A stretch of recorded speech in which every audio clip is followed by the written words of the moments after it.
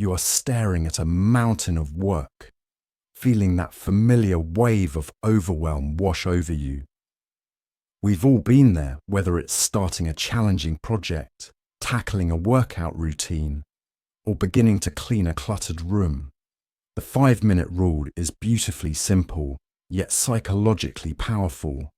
You commit to working on something for just 5 minutes, giving yourself full permission to stop after that brief period.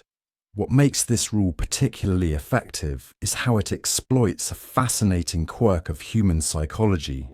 Our brains often catastrophize tasks, making them seem far more overwhelming than they actually are.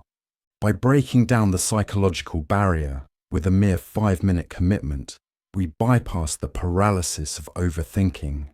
It's like dipping your toe in a pool instead of forcing yourself to jump in. Much less intimidating, yet it gets you started.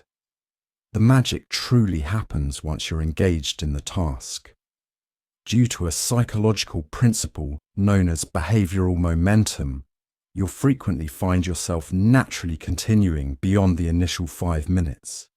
It's similar to how a heavy train requires enormous energy to start moving, but needs far less to maintain its course once in motion. I've personally experienced this countless times, sitting down to write just 5 minutes of a difficult report, only to look up an hour later with several pages completed. What's particularly fascinating is how the 5-minute rule interacts with our dopamine system.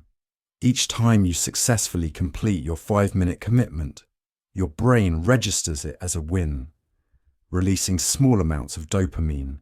These micro-successes accumulate, gradually rewiring your brain to associate starting tasks with positive feelings rather than dread. Over time, you'll find yourself reaching for this tool almost instinctively when facing challenging tasks. The versatility of this rule makes it exceptionally practical. You can apply it to virtually any task that triggers procrastination, whether it's making that uncomfortable phone call you've been avoiding, starting your tax preparation, or beginning a workout routine. 5 minutes is your foot in the door. The beauty lies in its low stakes. The worst-case scenario is that you spend just 5 minutes on something productive, while the best-case scenario opens up unlimited potential for progress. Remember, though, that it's crucial to honor the 5-minute limit when you genuinely want to stop.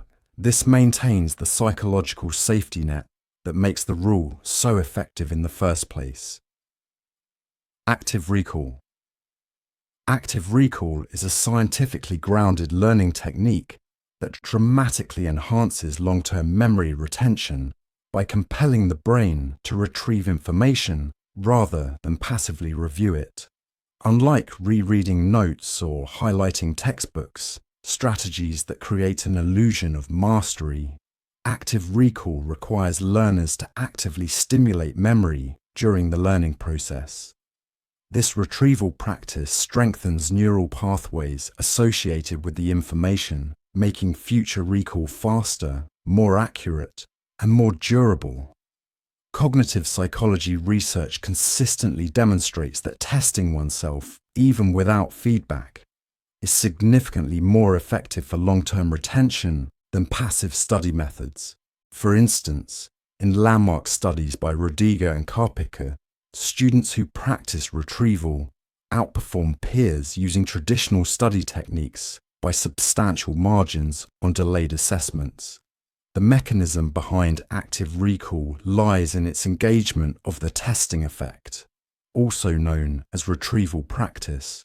Each time you force your brain to retrieve a fact, concept, or procedure from memory, you reinforce the synaptic connections involved.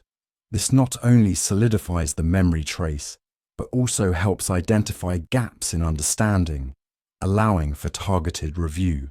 Moreover, the effortful nature of retrieval creates what cognitive scientists call desirable difficulties, challenges that feel harder in the moment but lead to superior learning outcomes over time. Flashcards, self-quizzing, closed-book summaries, And teaching concepts aloud are all powerful forms of active recall because they simulate real-world conditions where information must be accessed without external cues. Neuroscientific evidence further supports active recall's efficacy. Functional MRI studies show increased activation in the prefrontal cortex and hippocampus, the brain regions responsible for memory consolidation and executive function during retrieval attempts. This heightened activity promotes deeper encoding and integration of knowledge into existing mental frameworks. Additionally, spaced repetition systems, SRS, which schedule reviews at increasing intervals based on memory decay curves, pair exceptionally well with active recall. Together they exploit the spacing effect and retrieval practice to optimize memory durability. Educators and learners alike benefit from integrating active recall into daily routines. Students preparing for exams, professionals mastering new skills, or lifelong learners acquiring knowledge can all leverage this method to move beyond surface-level familiarity toward true mastery. Digital tools like Anki, Quizlet, or even simple paper flashcards make implementation accessible. Crucially, consistency matters more than intensity. Brief, frequent sessions of active recall trump marathon cramming sessions. In essence, active recall transforms passive consumption into active construction of knowledge, turning fleeting exposure into enduring understanding. By harnessing the brain's natural architecture for memory formation, active recall doesn't just help you remember, it ensures you truly know. The Feynman technique. The power of teaching others lies at the heart of truly mastering any subject. Named after the brilliant physicist Richard Feynman, this technique operates on a deceptively simple premise. If you can't explain something simply, you don't really understand it. When you attempt to teach a concept to someone else, you quickly discover the gaps in your knowledge, the areas where your understanding is fuzzy, and the connections you haven't fully grasped. Here's how the technique works in practice. First, take a concept you want to master and pretend you're explaining it to a 12-year-old. This forces you to translate complex jargon into simple, everyday language. For instance, instead of saying, photosynthesis is the process of converting light energy into chemical energy, you might say, plants eat sunlight and turn it into food. This translation process reveals whether you truly understand the concept or are just parroting memorized definitions. The second step is where the real learning happens. As you explain, you'll inevitably hit points where you stumble or realize you can't break down a concept further. These moments of confusion are golden. They highlight exactly what you need to review. Make note of these gaps and return to your source material with specific questions in mind. This targeted learning is far more effective than general review. What makes this technique particularly powerful is its feedback loop. Each time you attempt to explain something and encounter difficulty, you're forced to refine your understanding. This iterative process builds increasingly robust mental models. It's like building a house. Each explanation attempt reveals weak spots in the foundation that you can then strengthen. The technique also leverages the power of active engagement. When you explain something, you're not just passively receiving information, you're actively reconstructing it in your mind. This process creates stronger neural connections and makes the information more accessible when you need it later. It's the difference between watching someone solve a puzzle and solving it yourself. Implementation is straightforward, but requires commitment. Start by choosing a concept and writing an explanation as if for a child. Speak it aloud or write it down. When you hit a snag, mark it and dive back into your resources. Then try explaining again. Each iteration should become clearer and more concise. Use analogies, examples, and simple language. The goal isn't to dumb down the content, but to distill it to its essence. Remember, the ultimate test of understanding isn't how well you can recite information, but how effectively you can teach it to others. When you can make complex ideas simple, you've truly mastered them. Break large tasks into smaller chunks. When you face a massive project, that novel you've been meaning to write, the business you want to launch, or the new language you're determined to master, your brain often freezes. You feel overwhelmed, maybe even paralyzed, staring at this mountain of work without knowing where to begin. Task decomposition is your solution, the practice of breaking that intimidating whole into smaller, manageable pieces that you can actually tackle. Think of it as transforming an impossible climb into a series of achievable steps. Your mind naturally prefers concrete, specific actions over vague, complex challenges. When you divide write a book into draft opening paragraph or outline chapter 3, you're working with your brain's wiring, not against it. Each small victory, every completed chunk, triggers a dopamine hit that fuels your motivation for the next task. You're essentially hacking your own reward system, building momentum through a cascade of small wins rather than waiting months for one massive payoff. The process starts with you identifying your end goal and working backward. Ask yourself, what major milestones will mark real progress? Then break those milestones into tasks you can complete in a single sitting, ideally 25 to 90 minutes of focused work. Make these chunks crystal clear and actionable. Instead of putting work on presentation on your to-do list, create 5-slide outline, find 3 compelling statistics, or draft 60-second opening story. This specificity eliminates that energy-draining moment where you sit down to work, but waste time figuring out what to actually do. You'll find yourself starting faster and procrastinating less because the next step is always obvious. When you organize these tasks by priority and dependencies, you create a personalized roadmap that adapts to your available time, whether you have 15 minutes between meetings or a full afternoon to dedicate. This approach transforms how you experience work itself. You'll estimate time more accurately because gauging research competitor pricing is far easier than estimating developed business plan. You'll catch mistakes early at natural checkpoints rather than discovering fundamental flaws after months of effort. Most importantly, you'll free yourself from perfectionism's grip. Instead of obsessing over an intimidating final product, you focus on nailing today's specific task. Whether you use fancy project management apps or simple paper lists, the principle remains the same. You're converting anxiety-inducing complexity into a series of doable actions. By mastering task decomposition, you stop being someone who dreams about big goals and become someone who systematically achieves them, one deliberate chunk at a time. Spaced repetition.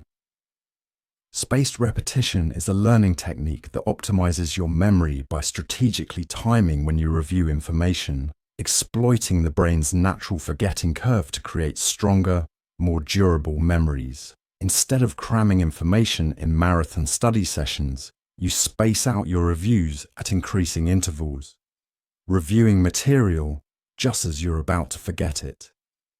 This approach transforms the frustrating reality of forgetting into a powerful tool for learning. When you first encounter new information, your memory of it decays rapidly.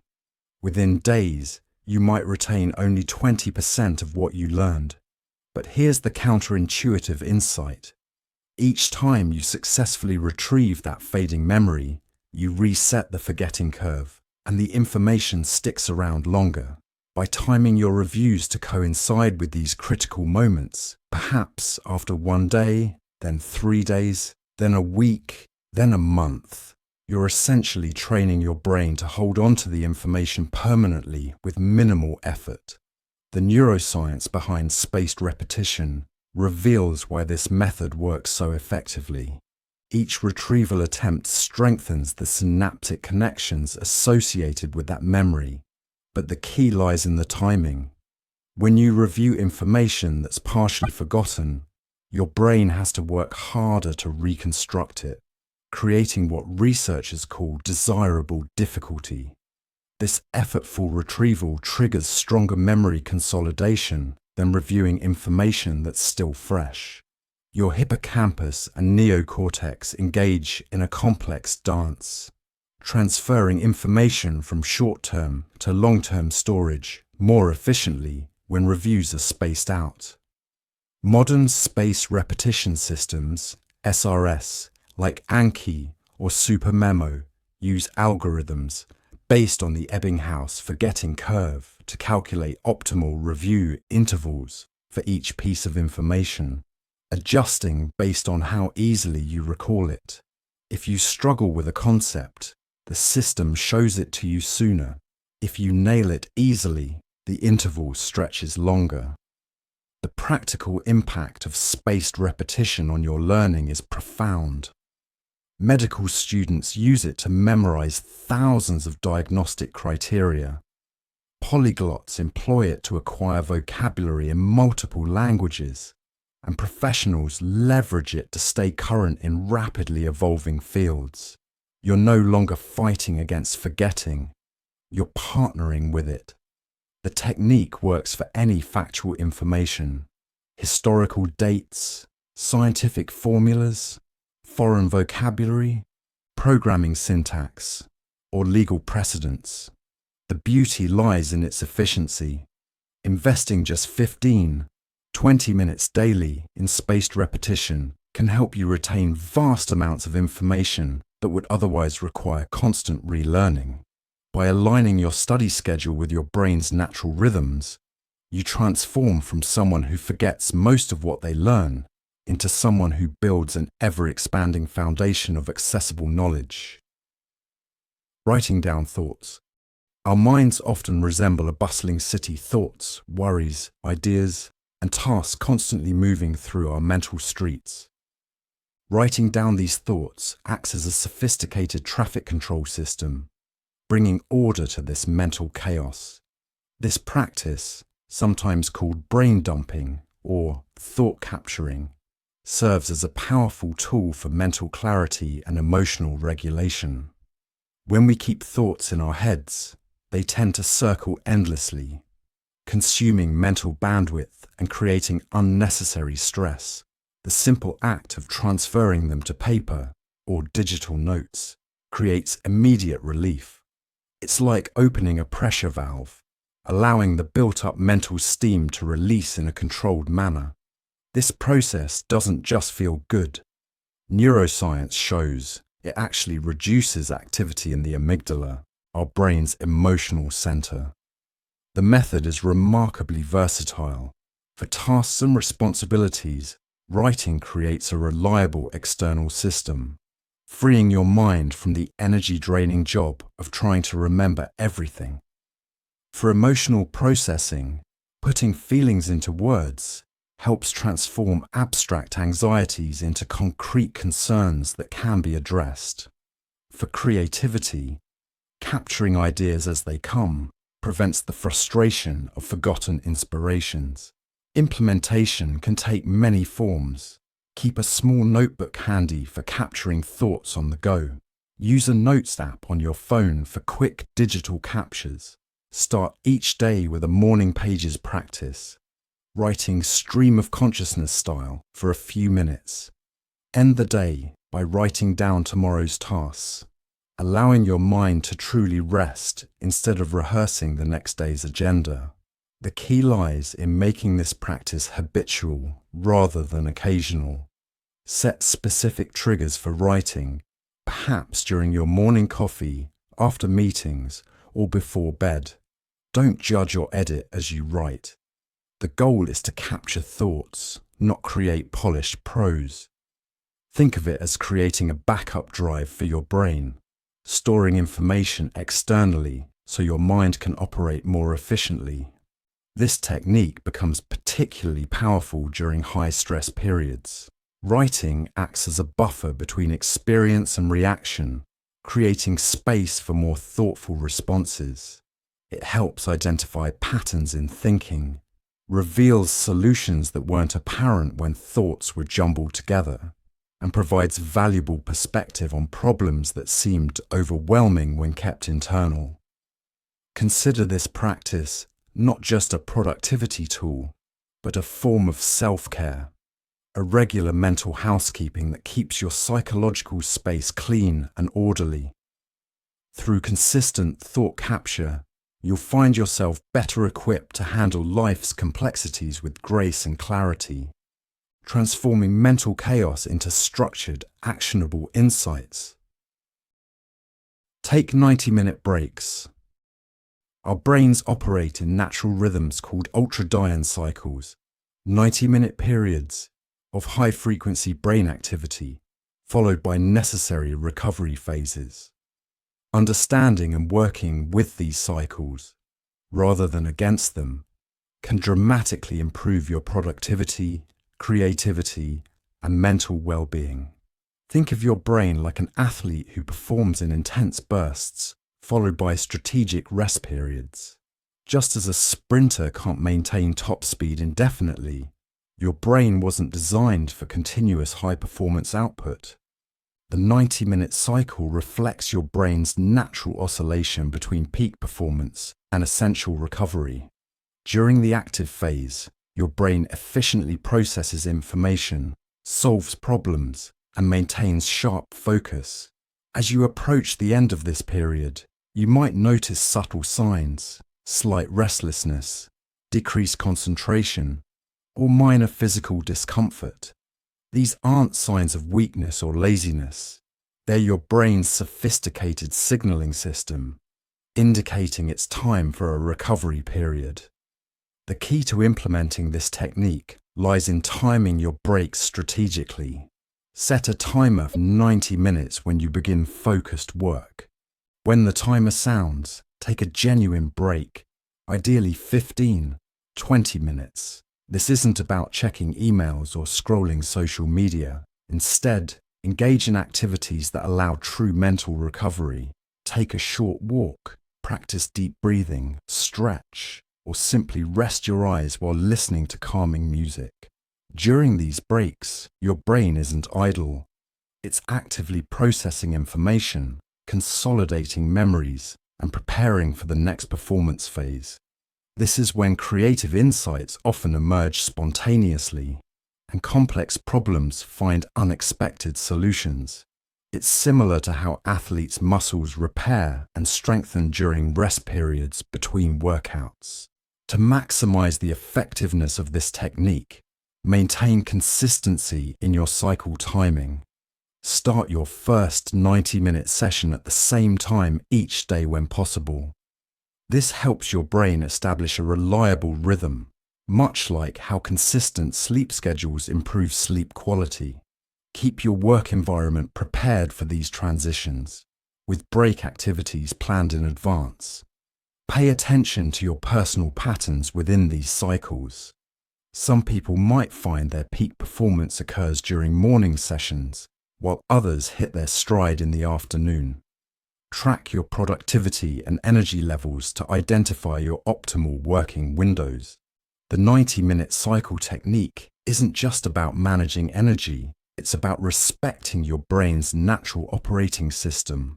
By aligning your work patterns with these biological rhythms, you're not just working harder, you're working smarter.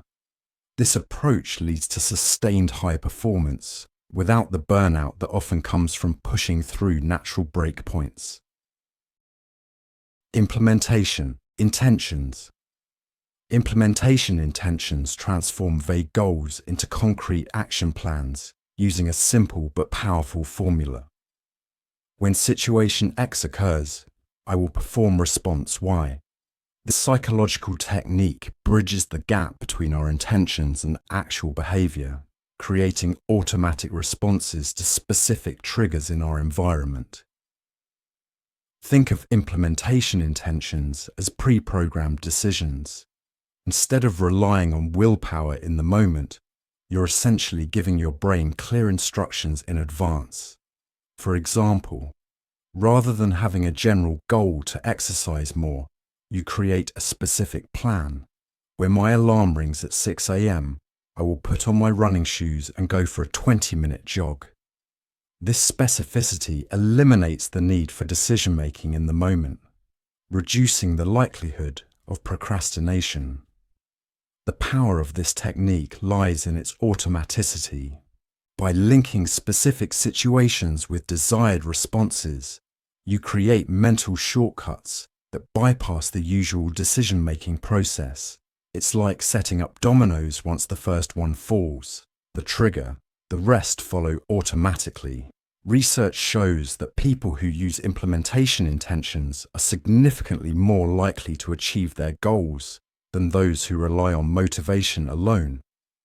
Creating effective implementation intentions requires careful consideration of both triggers and responses. The trigger must be specific and easily recognizable at a particular time, location, or event. The response should be concrete and actionable, something you can do without additional decision-making. For example, when I finish dinner, trigger, I will immediately wash my dishes. Response. The technique becomes particularly powerful when dealing with obstacles. You can create backup plans using if-then statements. If the gym is closed, then I will do my backup home workout routine.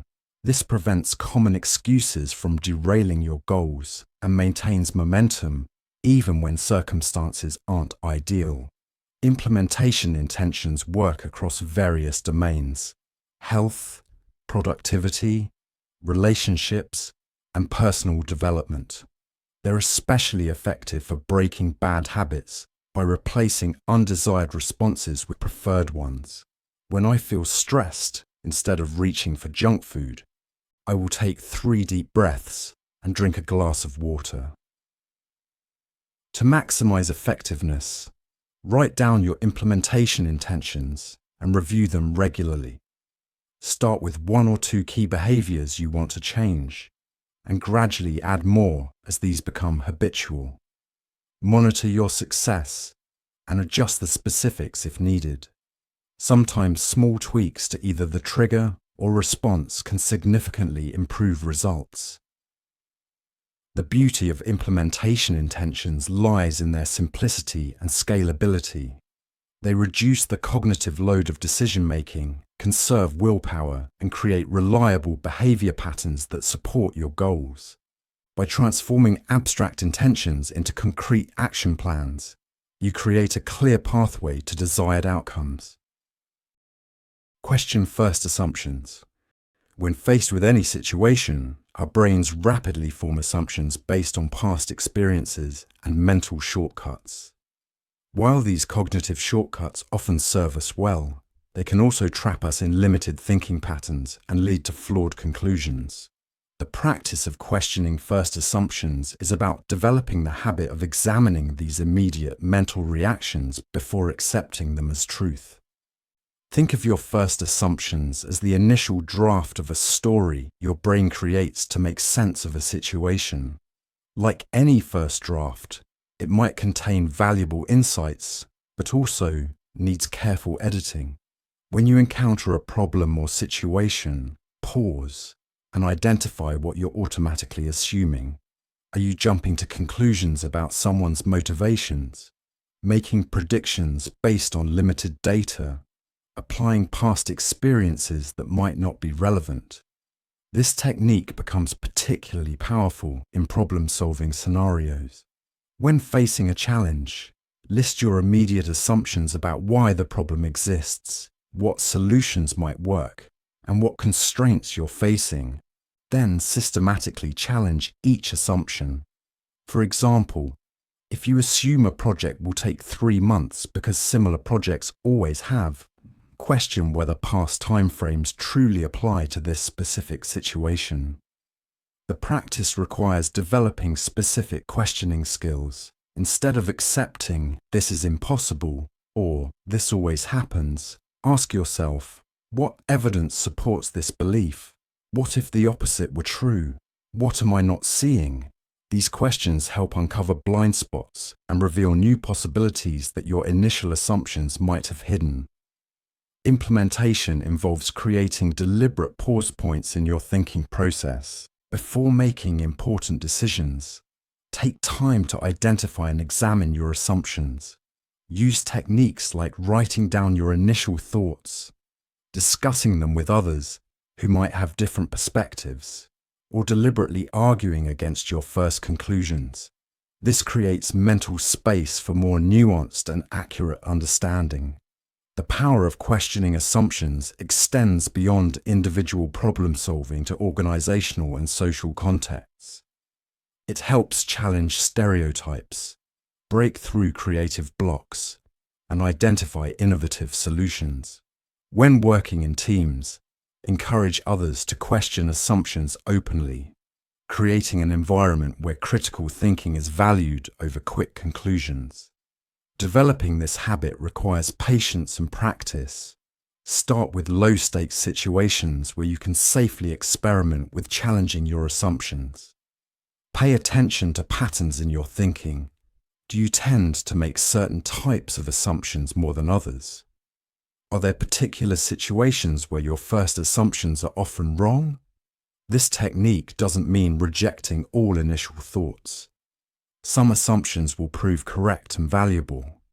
The goal is developing the discernment to know which assumptions serve you well and which limit your understanding. Through consistent practice, questioning first assumptions becomes a natural part of your thinking process, leading to more accurate perceptions and better decisions. Mindful breathing. Mindful breathing stands as one of the most powerful yet accessible tools for mental regulation and stress management. This technique, rooted in ancient practices but validated by modern neuroscience, uses the natural rhythm of breath as an anchor to present moment awareness and emotional stability. The fundamental principle is simple. By focusing attention on your breath, you create a bridge between mind and body, interrupting the cycle of anxious thoughts or overwhelming emotions. Each breath becomes a reset point, a moment to pause the mental chatter and return to the present. This isn't about controlling your breath, but rather observing it with gentle attention. The technique begins with finding a comfortable position, either seated or lying down. Notice the natural flow of your breath without trying to change it. Feel the sensation of air moving through your nostrils, the rise and fall of your chest or abdomen. When your mind wanders, and it will gently guide your attention back to these physical sensations of breathing. Research shows that mindful breathing triggers significant physiological changes. It activates the parasympathetic nervous system, reducing heart rate and blood pressure. It increases activity in brain regions associated with attention and emotional regulation, while decreasing activity in areas linked to worry and rumination. These changes occur even in brief practice sessions. Implementation can be flexible to suit different situations. In moments of stress, 3 conscious breaths can provide immediate grounding. During focus practice, you might spend 5-10 minutes observing your breath. The key is consistency rather than duration. Regular short sessions prove more beneficial than occasional long ones. The technique becomes particularly valuable during challenging emotions or difficult decisions. By returning to the breath, you create space between stimulus and response, allowing for more thoughtful reactions rather than automatic ones.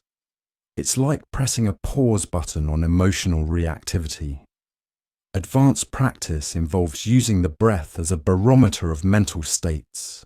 Notice how your breathing changes with different emotions: shallow with anxiety, held with tension, smooth with calm. This awareness develops a deeper understanding of the mind-body connection and enhances emotional intelligence. Mindful breathing serves as a foundation for broader mindfulness practices, but it's powerful as a standalone technique. It requires no special equipment or circumstances. Your breath is always available as an anchor. Through regular practice, this simple technique becomes a reliable tool for maintaining mental clarity and emotional balance in daily life. The 2-minute rule. The 2-minute rule states that if a task takes less than 2 minutes to complete, do it immediately rather than putting it off. This deceptively simple principle, popularized by productivity expert David Allen, serves as a powerful tool for combating procrastination and maintaining momentum in daily tasks. The genius of this rule lies in its psychological foundation. Our brains are wired to overestimate the effort required for tasks and underestimate the cumulative cost of postponement. By establishing a clear 2-minute threshold, we bypass the mental negotiation that often leads to procrastination. It's like having a personal decision-making algorithm. If it takes less than 2 minutes, there's no debate. You just do it. Implementation begins with task recognition. Start noticing how many tasks in your daily life actually fit within the 2-minute window. Responding to an important email, filing a document, making a quick phone call, washing a few dishes, or tidying your desk. These small tasks, when left undone, create mental clutter and often grow into larger problems. The rule works on multiple psychological levels.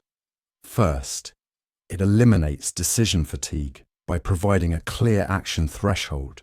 Second, it creates immediate wins throughout your day, building momentum and confidence. Third, it prevents the accumulation of small tasks that can overwhelm you later. Think of it as regular maintenance for your productivity system. This technique becomes particularly powerful when combined with habit formation. Many larger habits can begin with 2-minute actions. Reading 1 page of a book, doing 2 push-ups, writing 1 sentence of a report. While these actions might seem trivially small, they serve as gateway habits that often lead to extended sessions once you've started. The 2-minute rule also helps in managing interruptions. When someone asks for just a minute of your time, you can quickly assess whether it truly fits within the 2-minute framework. This creates clear boundaries for task switching while maintaining responsiveness to genuine quick requests. One key aspect often overlooked is the compound effect of this practice. While individual 2-minute tasks might seem insignificant, their cumulative impact over days and weeks is substantial. It's like compound interest for productivity's small, consistent actions yielding significant long-term returns. The rule requires honest assessment. Some tasks that seem quick actually require more time when done properly. The goal isn't to rush through tasks, but to identify and immediately handle genuinely quick actions. Through consistent application, the 2-minute rule becomes a natural filter for task management, keeping your workflow smooth and preventing the build-up of small but significant obligations. Label emotions specifically. The practice of labeling emotions with precise, specific terms rather than broad categories represents a powerful tool for emotional intelligence and self-regulation. Instead of saying, "I feel bad," identifying whether you feel frustrated, disappointed, overwhelmed, or insecure creates a pathway to better understanding and managing your emotional state. Research in neuroscience shows that the mere act of labeling emotions reduces activity in the amygdala, our brain's emotional alarm system.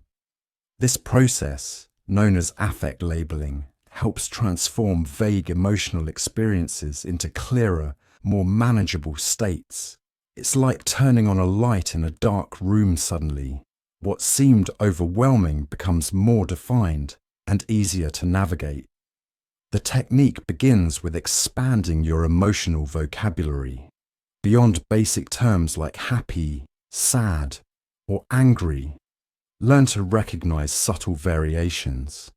Anger might actually be irritation, indignation, or exasperation. Happiness could be contentment, joy, or excitement.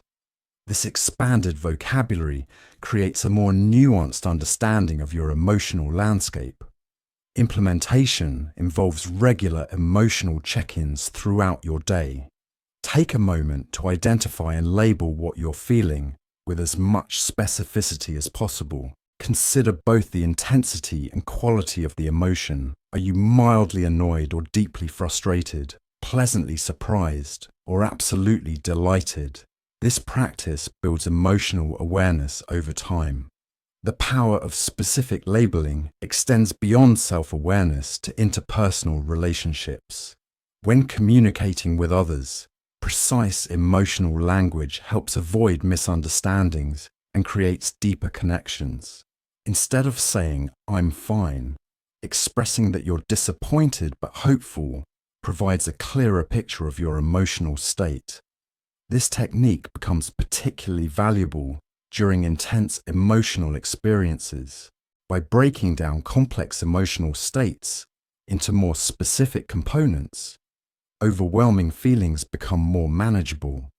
For example, stressed might actually be a combination of worried about deadlines, uncertain about outcomes, and physically tense. Creating an emotional journal can enhance this practice. Record situations and your specific emotional responses, noting patterns and triggers.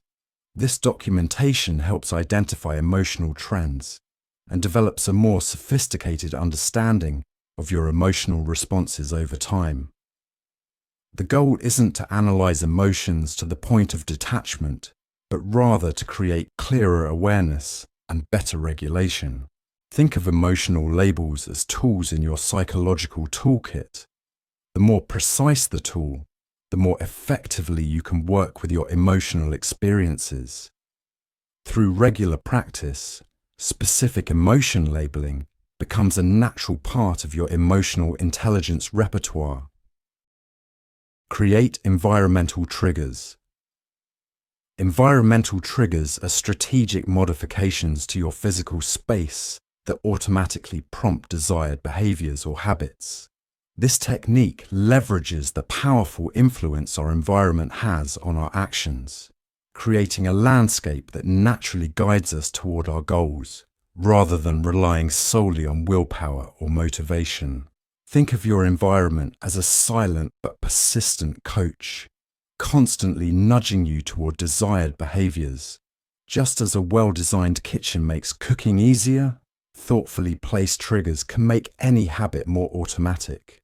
These triggers work by creating visual cues, removing friction from desired actions and adding friction to unwanted behaviors. Implementation begins with a careful audit of your space. Identify areas where you want to encourage specific behaviors and those where you tend to fall into unwanted habits.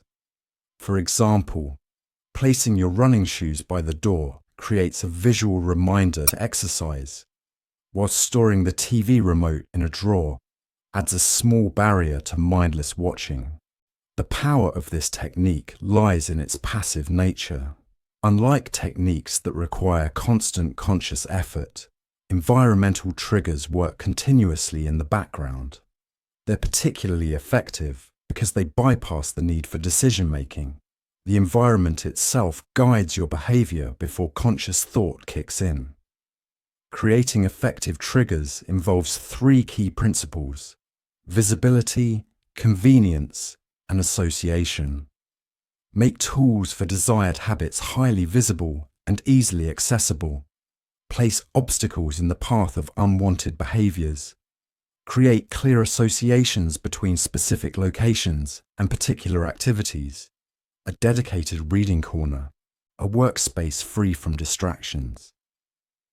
This approach extends beyond physical objects to include digital environments, organizing your phone's home screen to highlight productive apps while hiding distracting ones, setting up automatic reminders, or creating dedicated workspaces on your computer all serve as environmental triggers in our digital world. The technique becomes particularly powerful when combined with habit stacking, linking new habits to existing routines through environmental cues. Place your vitamins next to your coffee maker, your journal by your bedside, or your meditation cushion in a spot you naturally pass each morning. Success with environmental triggers requires regular refinement. Monitor which triggers effectively influence your behavior and which need adjustment. Be willing to experiment with different arrangements until you find what works best. Remember that the goal is to make desired behaviors feel like the path of least resistance. The beauty of this approach lies in its sustainability. While motivation fluctuates and willpower depletes, well-designed environmental triggers maintain their influence consistently. They create a supportive ecosystem for your goals, making positive choices feel natural and automatic rather than forced. Practice gratitude. Gratitude practice is more than just saying thank you. It's a systematic approach to shifting your brain's default perception patterns from negative to positive. This psychological technique works by actively counteracting our brain's natural negativity bias, the evolutionary tendency to focus more on potential threats and problems than on positive aspects of our experience. The science behind gratitude is compelling. Regular gratitude practice has been shown to increase dopamine and serotonin levels, improve sleep quality, reduce stress hormones, and strengthen neural pathways associated with positive thinking. It's like installing a new operating system in your brain that runs on appreciation rather than anxiety. Implementation begins with structured observation. Each day, identify 3 specific things you're grateful for. But here's the key: they must be detailed and different each time. Instead of "I'm grateful for my family," specify "I'm grateful for how my sister called just when I needed someone to talk to." This specificity strengthens the emotional impact and prevents the practice from becoming routine. The power of this technique lies in its compound effects. While each individual expression of gratitude might seem small, the cumulative impact of daily practice creates lasting neural changes. It's similar to physical exercise. Each session contributes to overall fitness, even if individual workouts don't show immediate results. Advanced practice involves expanding beyond personal benefits to recognize interconnections. Acknowledge the chain of events and people that contribute to positive aspects of your life. Your morning coffee represents farmers, transporters, roasters, and cafe workers. This broader perspective cultivates a deeper sense of connection and abundance. The technique becomes particularly valuable during challenging times. By actively seeking elements to appreciate, you maintain psychological resilience. This doesn't mean ignoring problems, but rather maintaining a balanced perspective that includes both challenges and opportunities for growth. Gratitude practice can take many forms: journaling, meditation, verbal expression, or written notes to others. The key is consistency and genuine engagement. Mechanical repetition won't create the same neural benefits as heartfelt appreciation. Think of it as training your attention muscle to notice the good. Success with gratitude practice requires overcoming initial skepticism and resistance. Our brains naturally scan for problems. It's a survival mechanism. But just as we can train ourselves to develop new physical skills, we can train our minds to develop new perceptual habits. Regular practice gradually shifts your default perspective from scarcity to abundance. The ultimate goal isn't forced positivity, but rather a more balanced and accurate perception of reality that includes both challenges and blessings. Through consistent practice, gratitude becomes less an exercise and more a natural lens through which you view the world. Set specific, measurable goals. Setting specific, measurable goals transforms vague aspirations into actionable plans. This technique, grounded in decades of psychological research, shows that precisely defined objectives are significantly more likely to be achieved than general intentions. The key lies in converting "I want to be healthier" into "I will walk 30 minutes every morning at 7 a.m." The power of specificity works through multiple psychological mechanisms. First, it eliminates ambiguity, leaving no room for interpretation or procrastination. Second, it creates clear metrics for success, allowing you to track progress. Third, it enables your brain to engage in concrete planning rather than abstract thinking. It's like having a GPS destination versus a general direction. Implementation follows the SMART framework: specific, measurable, achievable, relevant, and time-bound. Each component plays a crucial role. Specificity answers the what, when, where, and how. Measurability provides concrete tracking methods. Achievability ensures the goal stretches you without breaking you. Relevance connects the goal to your broader objectives.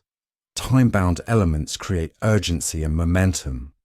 The technique becomes particularly effective when breaking larger goals into smaller milestones. Instead of "write a book," create specific weekly word count targets. This approach provides regular feedback and maintains motivation through frequent wins.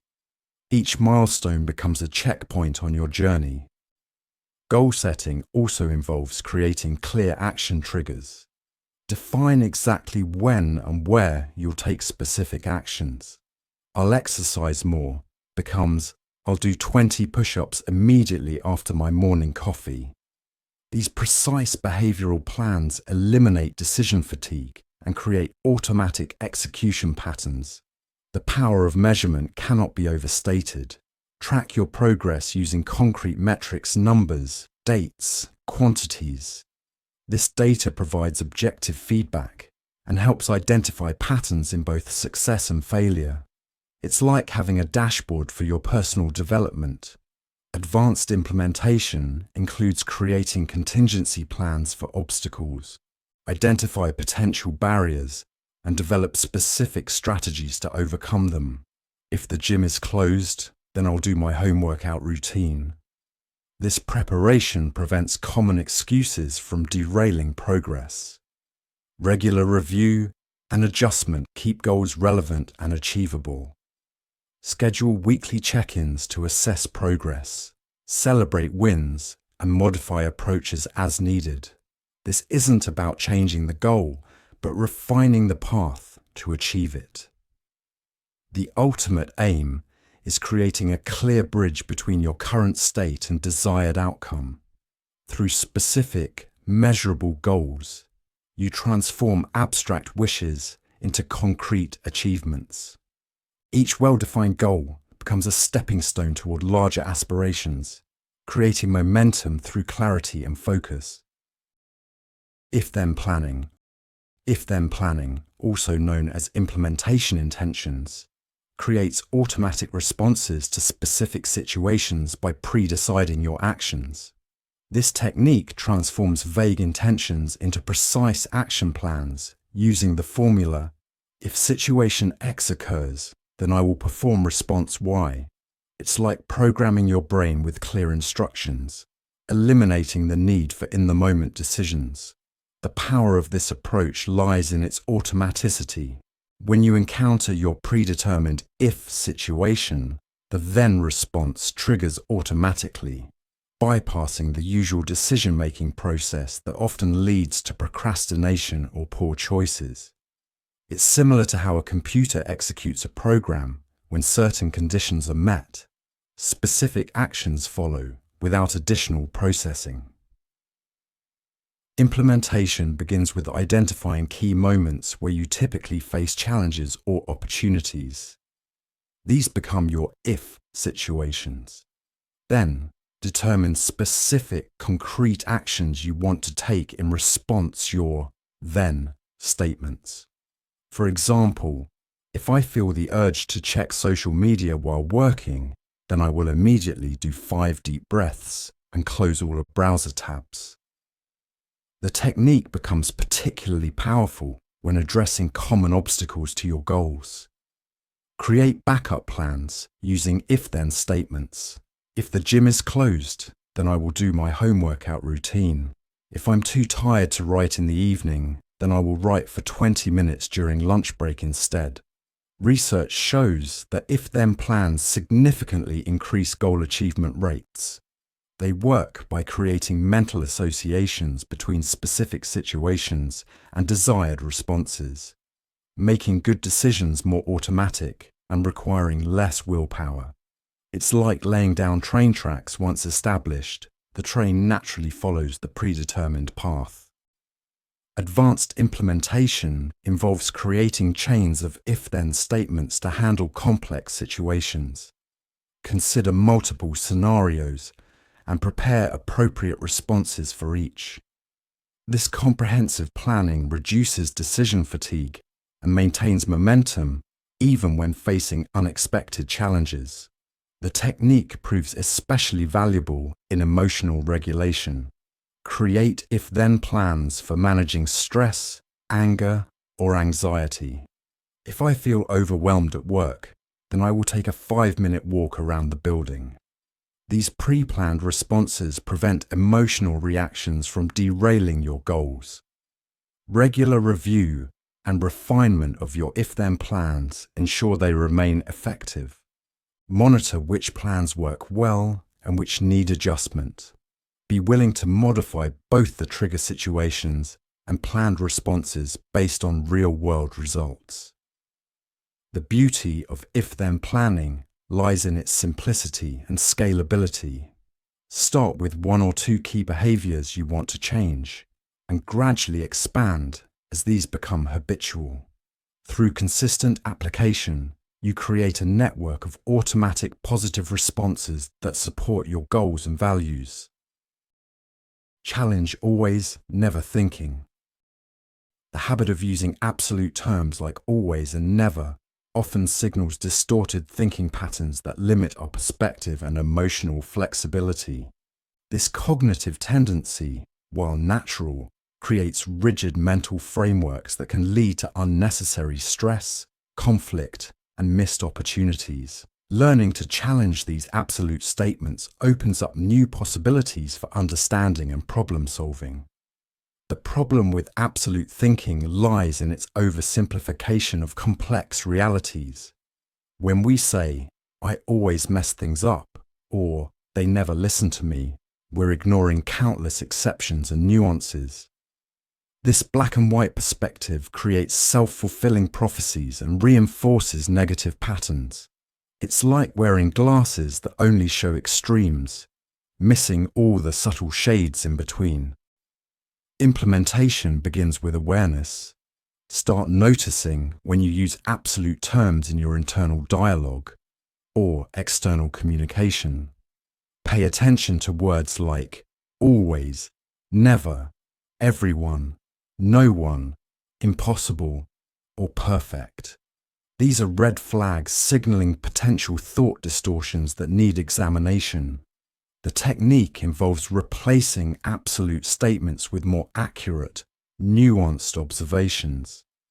Instead of, "I never succeed at anything," try, "I've struggled with some things, but succeeded at others." This shift from absolute to specific thinking provides a more balanced and actionable perspective on situations. Practice using percentage thinking instead of absolutes. Rather than saying, "This always happens," ask yourself, "How often does this actually occur?" Maybe it's 60% of the time, not 100%.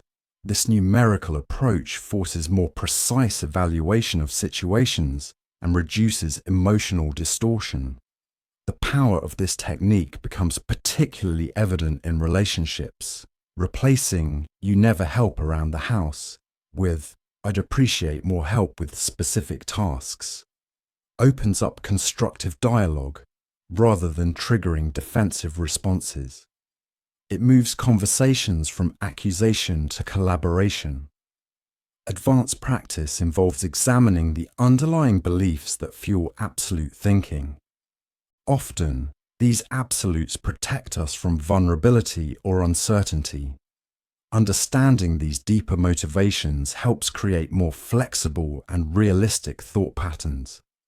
The technique extends beyond personal thoughts to how we view systems and organizations. Challenge statements like, "That department always messes up," or "This process never works." Look for exceptions, variations, and potential improvements rather than dismissing entire systems with absolute judgments. Success with this approach requires patience and consistent practice. Our brains naturally gravitate toward absolute thinking for its simplicity and certainty. Building more nuanced thinking patterns takes time, but leads to better decision-making and relationships. Through regular challenge of absolute statements, we develop more accurate and helpful ways of understanding our world. The observer perspective. The observer perspective technique involves mentally stepping back from your situation and viewing it as if you are watching someone else's life unfold. This psychological distance creates space for more objective analysis and creative problem solving, reducing emotional reactivity while maintaining meaningful engagement with the issue at hand. Think of it as becoming the director of your life's movie rather than remaining caught up in the scene. From this vantage point, you can see multiple camera angles, notice background details, and understand the broader context of events. This shift in perspective often reveals solutions that weren't visible when you were emotionally entangled in the situation. Implementation begins by physically imagining yourself stepping back from your current situation. Picture yourself watching the scene from across the room, or even from a balcony above. Notice the details you couldn't see before: body language, environmental factors, patterns of interaction. This mental distance creates emotional space without disconnecting from the experience. The technique becomes particularly powerful when dealing with interpersonal conflicts. Instead of reacting from within the emotional storm, observe the interaction as if watching two other people. What advice would you give these individuals? What patterns do you notice in their communication? This perspective often reveals new approaches to resolution. Practice using third-person language in your internal dialogue. Instead of, "Why am I struggling with this?" ask, "Why is your name finding this challenging?" This simple linguistic shift creates psychological distance that enhances problem-solving ability and reduces self-criticism. The observer perspective also helps in decision-making scenarios. When facing a difficult choice, imagine watching a trusted friend in the same situation. What advice would you offer them? What factors would you encourage them to consider? This approach often cuts through emotional clutter to reveal clearer paths forward. Advanced implementation involves maintaining this perspective during active situations, not just in reflection. Develop the ability to briefly step into observer mode during challenging moments, creating space for more thoughtful responses rather than reactive behavior. The technique proves especially valuable in performance situations. Athletes, speakers, and performers often benefit from mentally observing themselves from the audience's perspective. helping to reduce anxiety and improve awareness of their presentation or performance. Success with the observer perspective requires balance, enough distance for clarity without becoming emotionally disconnected. The goal isn't detachment, but rather enhanced understanding and more effective engagement with life's challenges. Through regular practice, this technique becomes a reliable tool for maintaining perspective and finding innovative solutions. Visualization. Visualization, or mental rehearsal, is a powerful psychological technique that involves creating detailed mental images of desired outcomes and processes. This practice, used by elite athletes, successful entrepreneurs, and performers, leverages the brain's inability to fully distinguish between vividly imagined experiences and real ones, creating neural patterns that support actual performance. The technique works because visualization activates many of the same neural pathways as physical practice. When you vividly imagine performing an action, your brain sends similar signals to your muscles and nervous system as it would during actual performance. It's like running a simulation that prepares both mind and body for real execution. Implementation begins with creating a quiet, focused environment. Close your eyes and build a detailed mental picture of your desired scenario. Engage all senses. See the environment, hear the sounds, feel the physical sensations. Even imagine relevant smells and tastes. The more vivid and detailed the visualization, the more effective the practice. The power lies in rehearsing both process and outcome. Don't just visualize the victory. Imagine the specific steps leading to it. See yourself preparing, overcoming obstacles, and executing key actions. This comprehensive visualization builds confidence and creates clear mental maps for success. Practice should include emotional elements. Feel the excitement of achievement, the satisfaction of progress, even the challenge of obstacles. These emotional components make the visualization more realistic and prepare you psychologically for actual performance situations. The technique becomes particularly valuable when preparing for important events. Athletes visualize their performance from start to finish. Speakers mentally rehearse their presentations, and musicians imagine playing their pieces perfectly. This mental practice reduces anxiety and improves actual performance. Advanced visualization involves incorporating potential challenges and your successful responses to them. Imagine things going wrong and see yourself handling them effectively. This preparation builds resilience and confidence in your ability to manage unexpected situations. Regular practice strengthens the neural pathways associated with desired behaviors and outcomes. Schedule short visualization sessions daily, perhaps first thing in morning or just before sleep. Consistency matters more than duration. Even 5 minutes of focused practice can be beneficial. Success with visualization requires patience and practice. Start with simple scenarios and gradually increase complexity as your visualization skills improve. The goal is creating mental experiences so vivid and detailed that they serve as effective preparation for real-world performance. Self-distancing.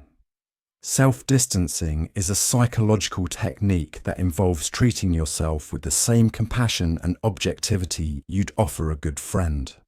This approach transforms self-talk from harsh criticism to constructive guidance by creating emotional space between yourself and your challenges. Instead of being trapped in negative self-talk, you become a wise advisor to yourself. The power of this technique lies in its ability to bypass our natural self-criticism while maintaining helpful feedback. When faced with a challenge or setback, ask yourself, what would I say to a friend in this situation? This simple shift often reveals how unnecessarily harsh we are with ourselves compared to how we treat others. Implementation begins with changing your internal dialogue. Replace I statements with your name or you when thinking about challenges. Instead of, "I'm so stupid for making this mistake," say, "Your name. What can you learn from this situation?" This linguistic shift creates psychological distance that enables more balanced thinking. The technique becomes particularly powerful during emotional turbulence. When feeling overwhelmed, imagine giving advice to a friend facing the same situation. This perspective often clarifies solutions that are harder to see when emotionally entangled in your own experience. Practice extends beyond problem solving to goal setting and motivation. Consider how you'd encourage a friend pursuing similar goals. You'd likely balance push and support, offer specific suggestions, and maintain belief in their ability to succeed. Apply this same balanced approach to yourself. Advanced implementation involves creating a mental advisory board, imagining specific friends or mentors, and considering their perspectives on your challenges. This multi-perspective approach enriches your problem-solving toolkit and prevents tunnel vision. The technique proves especially valuable in handling failure or setbacks. Instead of spiraling into self-criticism, adopt the supportive but honest stance you take with a friend. Acknowledge the disappointment while maintaining focus on learning and moving forward. Regular practice helps develop this skill into an automatic response. Start with small challenges and gradually apply the technique to more significant issues. Notice how different your advice becomes when you create this psychological distance. Success with self-distancing requires consistency and genuine commitment to treating yourself with the same respect you'd offer others. Through regular practice, this approach becomes a natural part of your mental toolkit, leading to more balanced self-assessment and effective problem-solving. Create accountability. Accountability through public commitments leverages social psychology to enhance goal achievement. By sharing our intentions with others, we create external pressure that supports internal motivation. This technique transforms private aspirations into public declarations, adding social reinforcement to our personal commitment. The science behind this approach is compelling. When we make our goals public, we activate several psychological mechanisms. First, we engage our natural desire to maintain consistency between our words and actions. Second, we tap into social proof, the tendency to follow through when others are watching. Third, we create a support network that can offer encouragement and feedback. Implementation begins with choosing the right accountability partners or platforms. These might be close friends, mentors, social media communities, or professional groups. The key is selecting audiences whose opinion you value and who will provide constructive support rather than harsh judgment. The technique becomes more effective when commitments are specific and measurable. Instead of announcing, "I'm going to get in shape," declare, "I'm committing to running 3 times a week and will post my progress every Sunday." This specificity creates clear benchmarks for both you and your accountability partners. Practice includes regular check-ins and progress updates. Establish a consistent reporting schedule, whether it's weekly updates to a mentor, monthly presentations to a group, or daily posts in an online community. These check-ins maintain momentum and provide opportunities for feedback and adjustment. Advanced implementation involves creating accountability systems with built-in consequences or rewards. This might include financial stakes, public challenges, or formal agreements with specific outcomes for success or failure. These structures add additional motivation beyond social pressure. The power of this technique lies in its ability to transform internal commitments into external obligations. When we know others are expecting updates or results, we're more likely to push through difficulties and maintain focus on our goals. It's like having an audience watching our performance. We naturally put in more effort. Success requires balancing accountability with flexibility. While public commitments should create positive pressure, they shouldn't become sources of unnecessary stress. Build in provisions for adjusting goals or timelines when legitimate obstacles arise, while maintaining the core commitment to progress. Regular review of accountability relationships ensures they remain supportive and effective. Some partnerships may need adjustment, while others might need to be strengthened or replaced.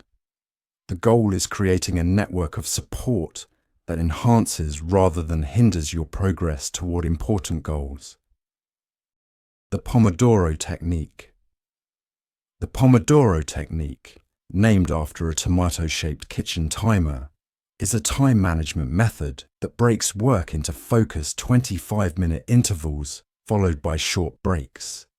This approach leverages our brain's natural rhythm of attention and rest to maximize productivity while preventing mental fatigue and burnout. The core principle is simple yet powerful. Work with complete focus for 25 minutes. Then take a 5-minute break.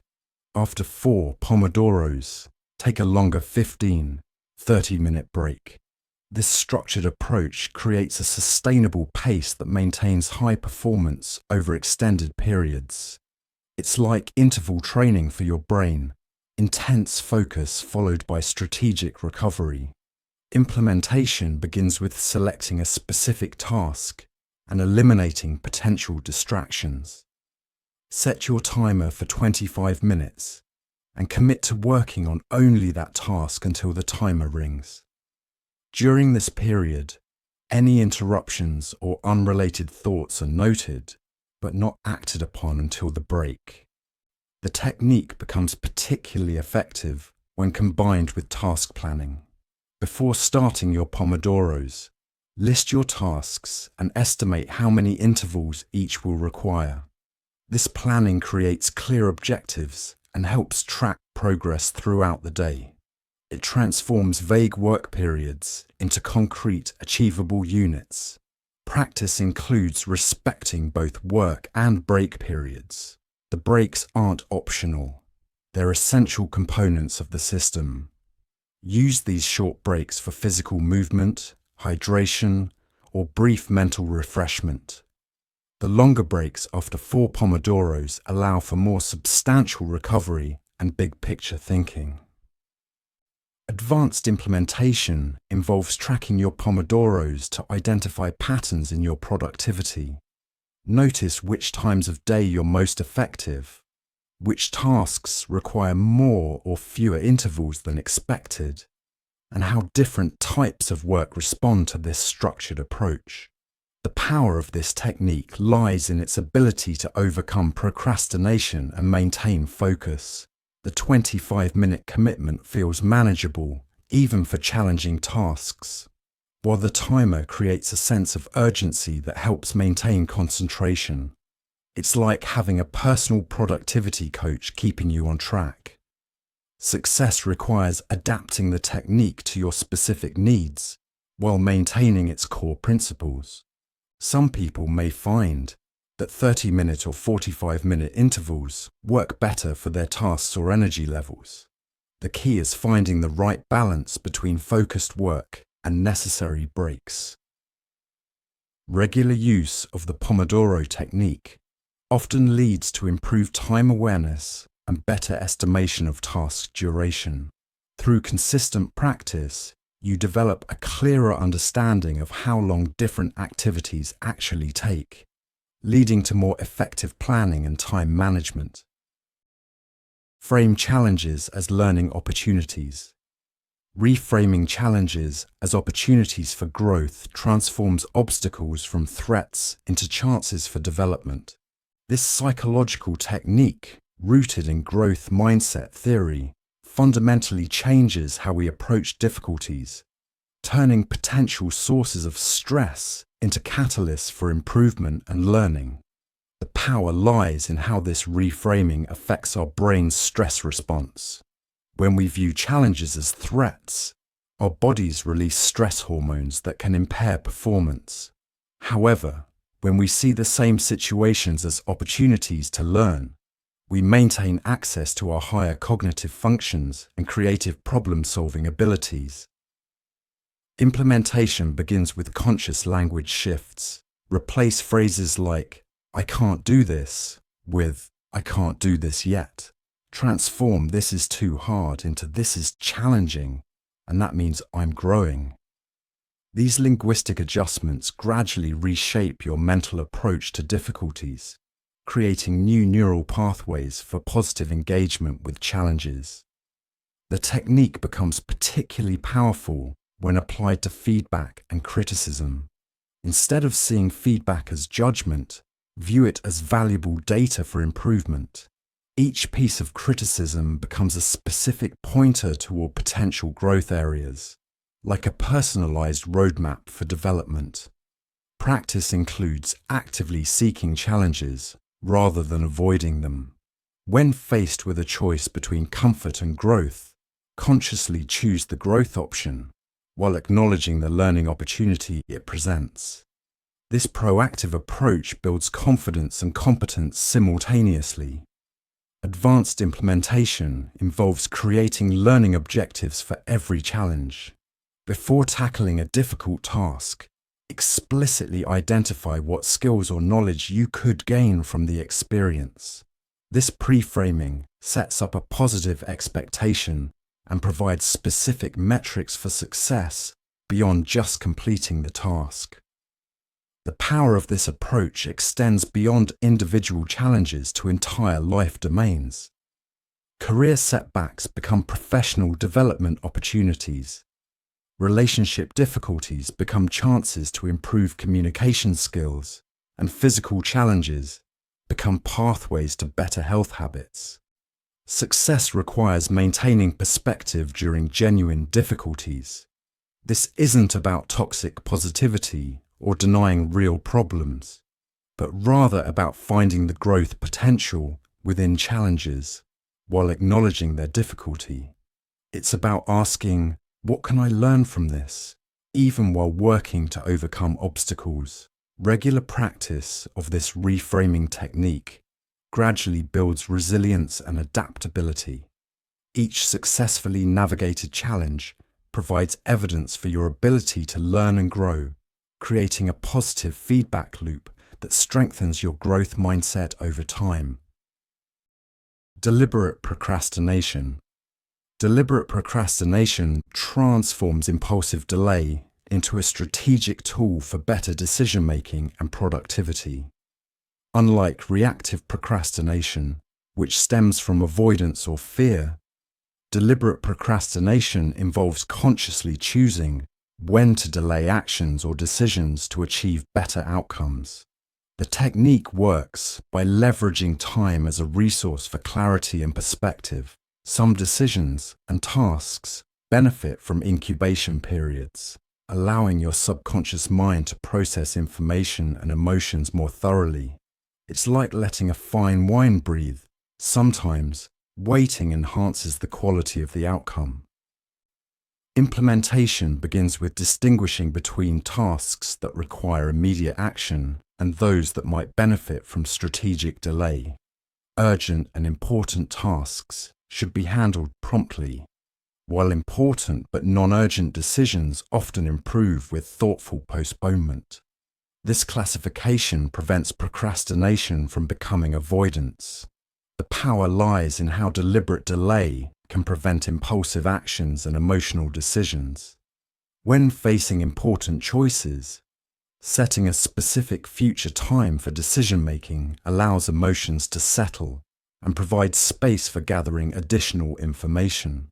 It's particularly valuable for significant financial decisions or emotional responses. Practice includes creating structured delay periods. Instead of indefinite postponement, Set specific timeframes for revisiting delayed tasks or decisions. For example, I'll review this proposal in 48 hours, or I'll make this decision next Monday after gathering more data.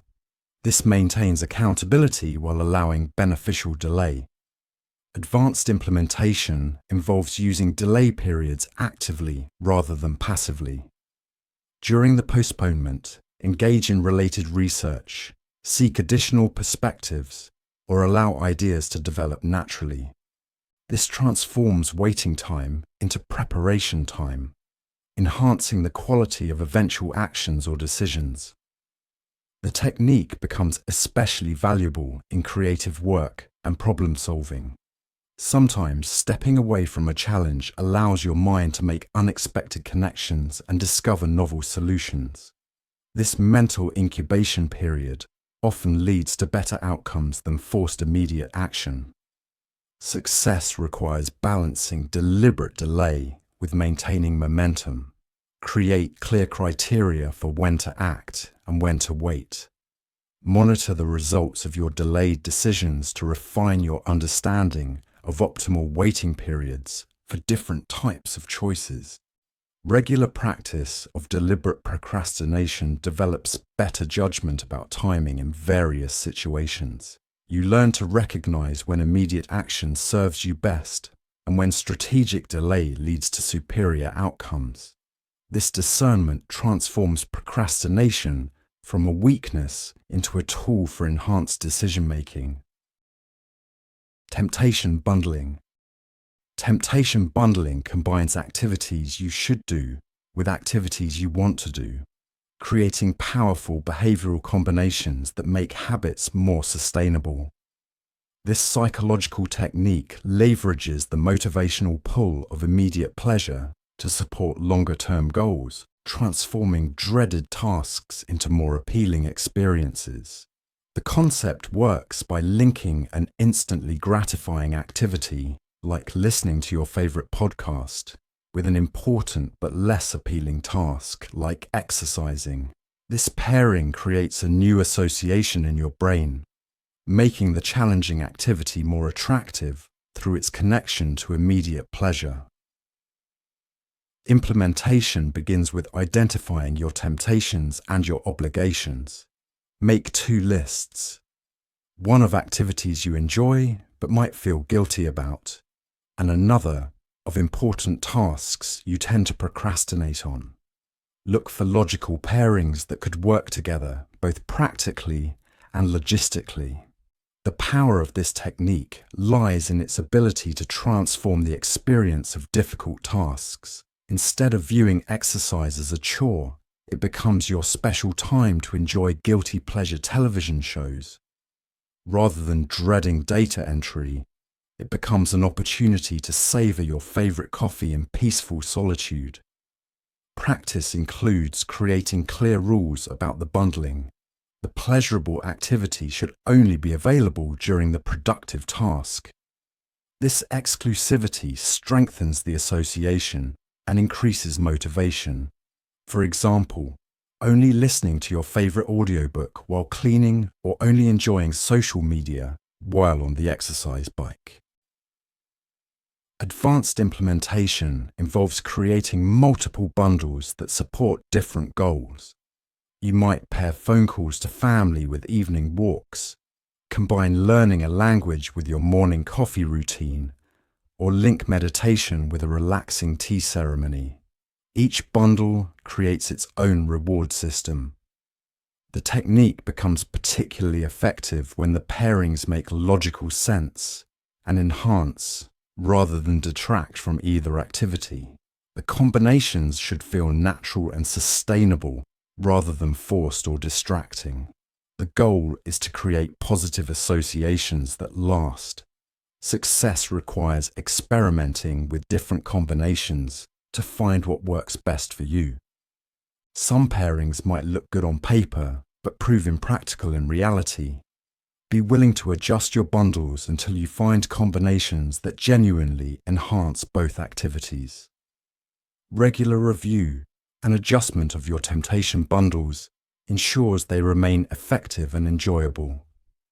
As habits form and preferences change, you may need to create new pairings or modify existing ones. The flexibility to evolve your bundles maintains their motivational power over time. Write 3 good things daily. The practice of writing down 3 good things each day is a simple yet profound technique that rewires your brain's natural negativity bias. This structured approach to gratitude and positive reflection creates lasting changes in how you perceive and remember daily experiences, building psychological resilience and emotional well-being. The science behind this practice is compelling. Our brains naturally give more weight to negative experiences as a survival mechanism. By deliberately recording positive events, we create a counterbalance to this tendency, training our minds to notice and remember the good more readily. It's like creating a highlight reel of your day that becomes part of your long-term memory. Implementation requires consistency and specificity. Each evening, write down 3 specific positive experiences from your day, no matter how small. Include details about what happened and, crucially, why it matters to you. This reflection deepens the impact of the practice and helps embed these positive memories more firmly. The power lies in its cumulative effect. Over time, this daily practice creates a documented record of positive experiences that you can revisit during challenging times.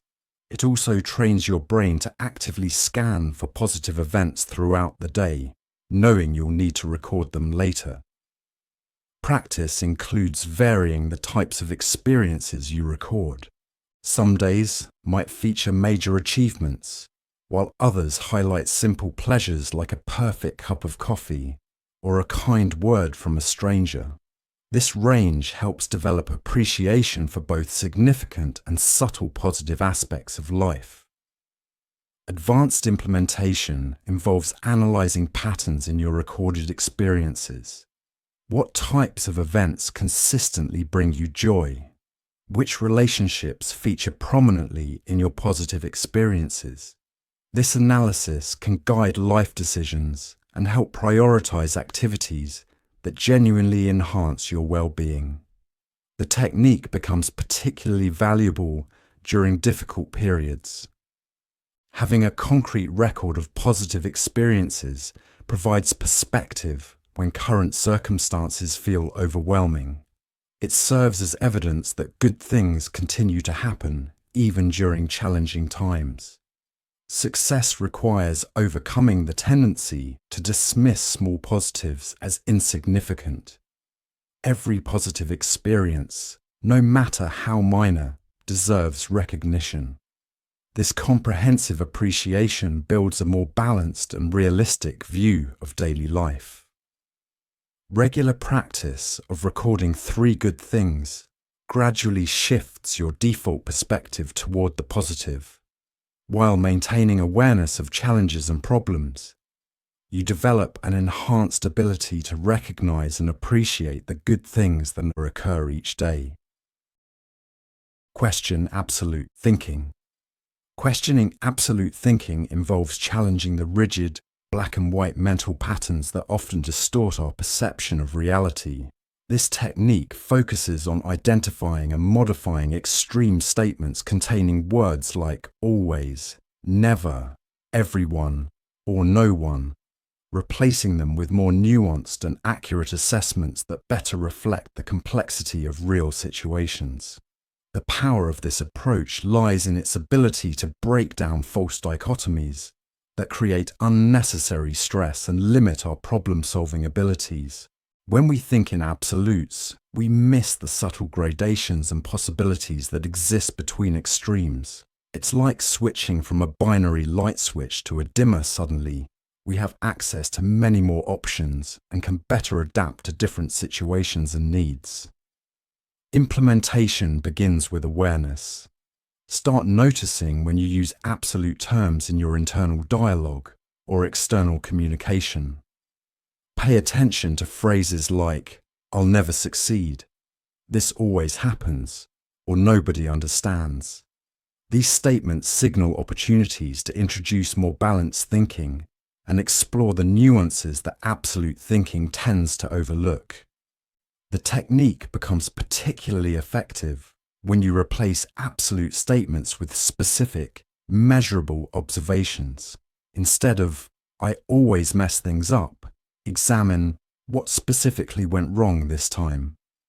This shift from global to specific thinking opens up possibilities for targeted improvement and helps identify patterns that can be addressed constructively. Practice includes using percentage thinking. Rather than declaring something always happens, estimate how often it actually occurs. Is it 80% of the time? 50%? This numerical approach forces more precise evaluation and reduces emotional distortion of experiences, leading to more accurate assessments and better decision-making. Advanced implementation involves examining the underlying fears or desires that drive absolute thinking. Often, these extreme statements protect us from uncertainty or vulnerability. Understanding these motivations helps create more flexible and realistic thought patterns, allowing for better emotional regulation and more effective problem solving. The power of questioning absolutes extends beyond personal thoughts to how we view others and situations. Challenge statements like, "They're completely unreasonable," or "This project is totally impossible." Look for exceptions, variations, and potential middle ground solutions that might have been overlooked due to black and white thinking. Success requires developing comfort with ambiguity and uncertainty. Absolute thinking often serves as a psychological defense against the complexity of reality. Learning to embrace nuance leads to more accurate perceptions and better decision-making in both personal and professional contexts. Through consistent practice, questioning absolutes gradually builds more flexible thinking patterns. While maintaining strong convictions where appropriate, you develop the ability to see and navigate the many shades of grey that exist in most situations. This balanced perspective enhances both problem-solving abilities and emotional resilience, leading to better outcomes in relationships, work, and personal growth. The 10-10-10 rule. The 10-10-10 rule is a powerful decision-making framework that evaluates choices through 3 different time perspectives. How would you feel about this decision 10 minutes from now, 10 months from now, and 10 years from now? This technique helps balance immediate emotional reactions with long-term consequences, creating more thoughtful and strategic choices. The method works by forcing our brains to break free from the tyranny of the present moment. When making decisions, we often overweight immediate emotions and undervalue future impacts. This rule creates artificial distance from current pressures, allowing for more balanced evaluation of potential outcomes. Implementation begins by clearly stating the decision at hand. Then, systematically, imagine and write down how you'll feel about each possible choice at each time interval. The 10-minute perspective captures immediate emotional impact. 10 months reveals medium-term practical consequences, and 10 years illuminates alignment with core values and life goals. The power lies in how this technique reveals the different weights of consequences over time. A choice that feels momentarily satisfying might create complications months later, while an initially uncomfortable decision could yield significant long-term benefits. It's like having a time machine for decision-making, allowing you to preview potential futures. Practice includes being specific about potential outcomes at each interval. Instead of vague predictions, imagine concrete scenarios. How exactly will this choice affect your relationships, career, health, or personal growth at each time point? This detailed visualization enhances the effectiveness of the analysis. Advanced implementation involves considering ripple effects at each time interval. How might this decision influence other areas of your life? What opportunities or challenges might it create? This broader perspective helps identify unintended consequences and hidden benefits that might not be immediately apparent. The technique becomes particularly valuable for emotionally charged decisions. When feelings run high, the October 10th 10 rule provides a structured way to step back and evaluate choices more objectively. It helps prevent impulsive decisions driven by temporary emotions. Success requires honest assessment at each time interval. Avoid the tendency to rationalize preferred choices or catastrophize feared outcomes. The goal is realistic evaluation of potential consequences, not justification of predetermined decisions. Through consistent application, the October 10th 10 rule develops better intuition about how decisions play out over time. You begin to naturally consider longer-term implications, making more strategic choices, even in quick decision situations. This temporal perspective becomes an automatic part of your decision-making process, leading to better life outcomes. The Steelman argument. The Steelman technique involves deliberately strengthening opposing arguments before engaging with them, in contrast to the strawman approach of weakening them. This intellectual practice requires presenting contrary positions in their most compelling and charitable form, creating more productive dialogue and deeper understanding of complex issues. The power of this method lies in its ability to transcend superficial disagreements and engage with the core principles of opposing viewpoints. Instead of attacking weak versions of arguments, you actively seek to understand and articulate the strongest possible version of opposing perspectives. This approach builds intellectual honesty and enhances critical thinking abilities. Implementation begins by temporarily setting aside your own position and genuinely trying to understand the reasoning behind opposing views. Ask yourself, what would the most intelligent and well-informed person who holds this position say? This requires suspending judgment and approaching different viewpoints with genuine curiosity and openness. The technique becomes particularly valuable in contentious discussions.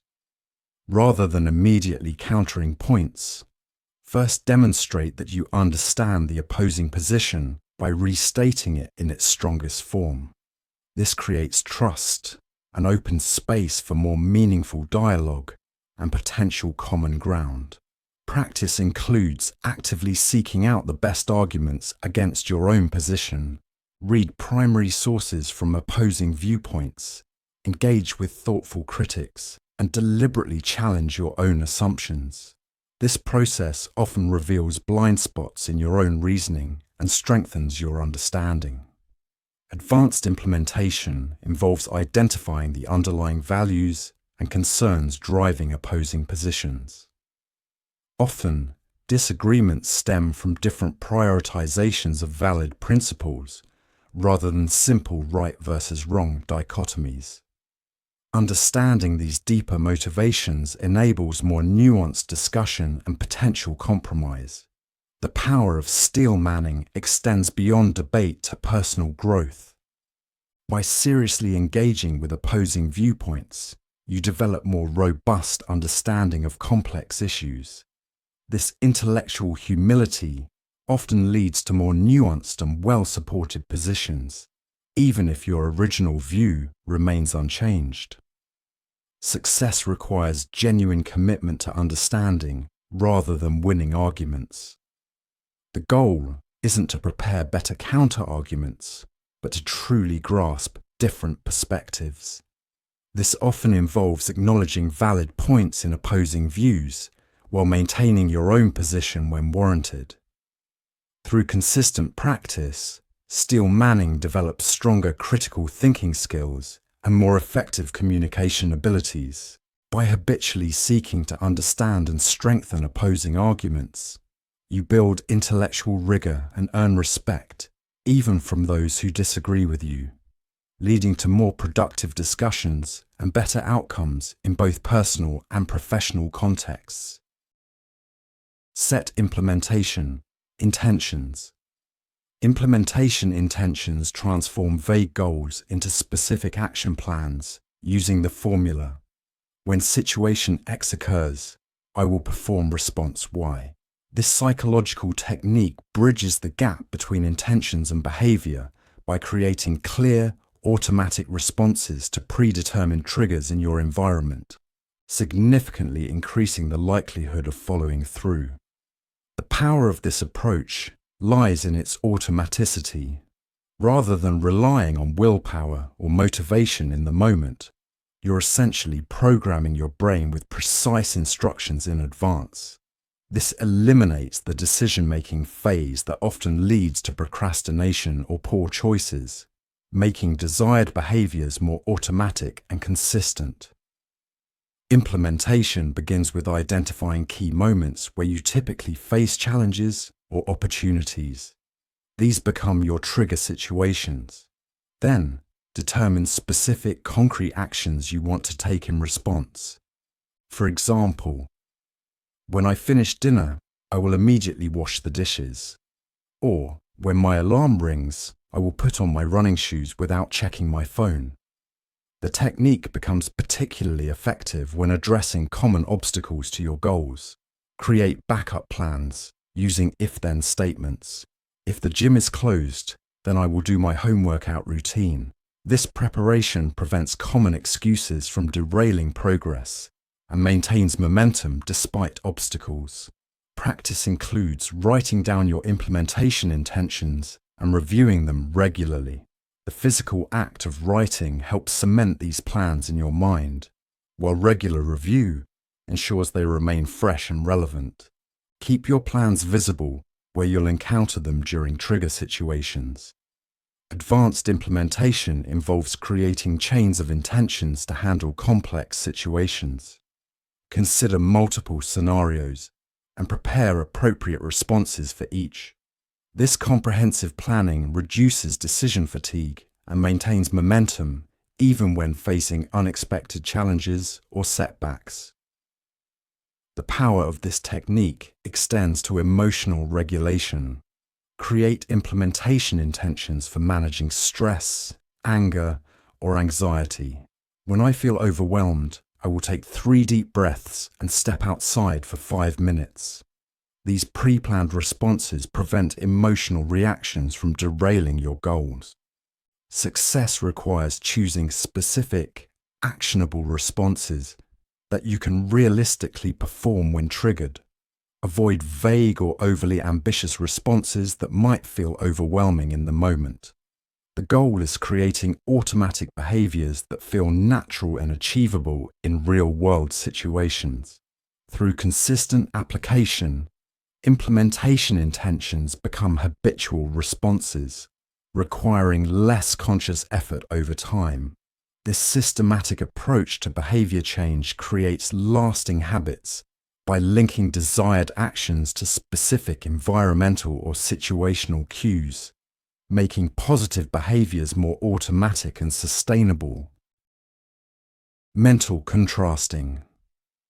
Mental contrasting combines positive visualization of desired outcomes with a realistic assessment of obstacles. This psychological technique enhances goal pursuit by creating a dynamic tension between future aspirations and present challenges, leading to more effective planning and increased motivation for meaningful change. The process begins with vivid imagination of your desired future. Spend time fully experiencing the positive emotions and specific details of achieving your goal. What would success look like, feel like, sound like? This creates emotional investment and clarifies what you're truly seeking, making the goal more tangible and personally meaningful. Implementation continues by identifying the primary obstacles standing between your current situation and desired outcome. Rather than seeing these barriers as discouraging, view them as crucial information for planning. This realistic assessment transforms vague wishes into actionable challenges that can be systematically addressed. The power lies in the contrast between the desired future and present reality. This tension creates energy for change when goals are achievable, while helping you recognize when aspirations might need adjustment. It's like creating a productive gap that motivates rather than overwhelms, driving strategic action rather than wishful thinking. Practice involves alternating between future vision and present obstacles. After imagining success, immediately identify the most significant internal or external barriers. This back and forth process builds a mental bridge between where you are and where you want to be, making the path to achievement clearer. Advanced implementation includes developing specific strategies for each identified obstacle. Once barriers are clear, create concrete plans for overcoming them. This transforms potential roadblocks into stepping stones towards your goal, maintaining motivation through practical problem solving. The technique becomes particularly valuable when facing complex goals. Break down larger aspirations into smaller components, applying mental contrasting to each piece. This systematic approach makes major life changes more manageable and achievable through incremental progress. Success requires maintaining both optimism about possibilities and realism about challenges. Avoid falling into either pure fantasy or excessive pessimism. The goal is creating productive tension that energizes rather than paralyzes, keeping you grounded while still reaching for meaningful achievements. Through regular practice, mental contrasting develops into a powerful tool for goal setting and achievement. By consistently linking positive futures with present realities, you create more effective action plans and maintain stronger motivation toward meaningful objectives, leading to better outcomes in both personal and professional pursuits. Systematic problem solving. When faced with challenges, our minds often default to worry, an endless loop of anxiety that produces no solutions.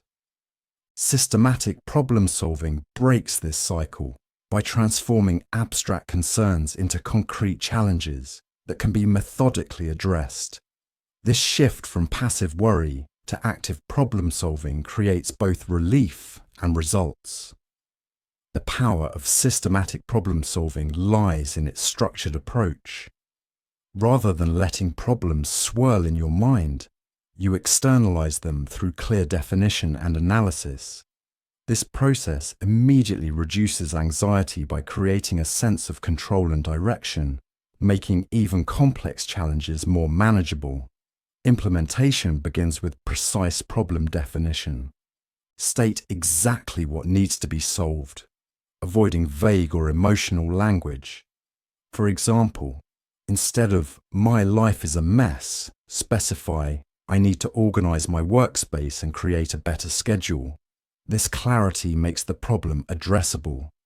The technique continues with breaking down complex problems into smaller components. Each piece becomes a manageable sub-problem that can be tackled independently. This decomposition prevents overwhelm and creates clear starting points for action. Practice includes gathering relevant information and identifying resources. What do you already know about the problem? What additional information do you need? Who might be able to help? This fact-finding phase ensures solutions are based on reality rather than assumptions. Advanced implementation involves generating multiple potential solutions without immediately judging them. Create a list of possible approaches, from conventional to creative. This brainstorming phase opens up options you might miss when stuck in worry mode. The power of this approach lies in its evaluation phase. Assess each potential solution based on feasibility, resources required, and likely outcomes. This analytical step ensures you choose the most practical and effective approach rather than the first idea that comes to mind. Success requires creating specific action plans for chosen solutions. Break down the solution into concrete steps, assign timelines, and identify necessary resources. This planning phase transforms solutions from ideas into executable strategies. Implementation and monitoring complete the cycle. Execute your plan while remaining flexible enough to adjust based on results. Regular review helps identify what's working and what needs modification, ensuring continuous progress toward resolution. By transforming worry into systematic action, this approach not only solves problems, but builds confidence in your ability to handle future challenges. Each successfully resolved issue becomes evidence of your capability to face difficulties effectively and methodically. The What Went Well exercise. The What Went Well exercise is a structured practice of identifying and analyzing positive events in your daily life. Unlike casual gratitude, this technique involves detailed examination of why good things happened and your role in creating positive outcomes, building both appreciation and personal agency in the process of self-development. The method works by counteracting our brain's natural negativity bias, the tendency to focus more on problems than successes. By deliberately analyzing positive events, we train our minds to notice, remember, and learn from good experiences, creating a more balanced perspective on life and enhancing our overall well-being. Implementation begins at the end of each day. Write down 3 things that went well, and crucially, why they went well. Include both significant achievements and small pleasant moments.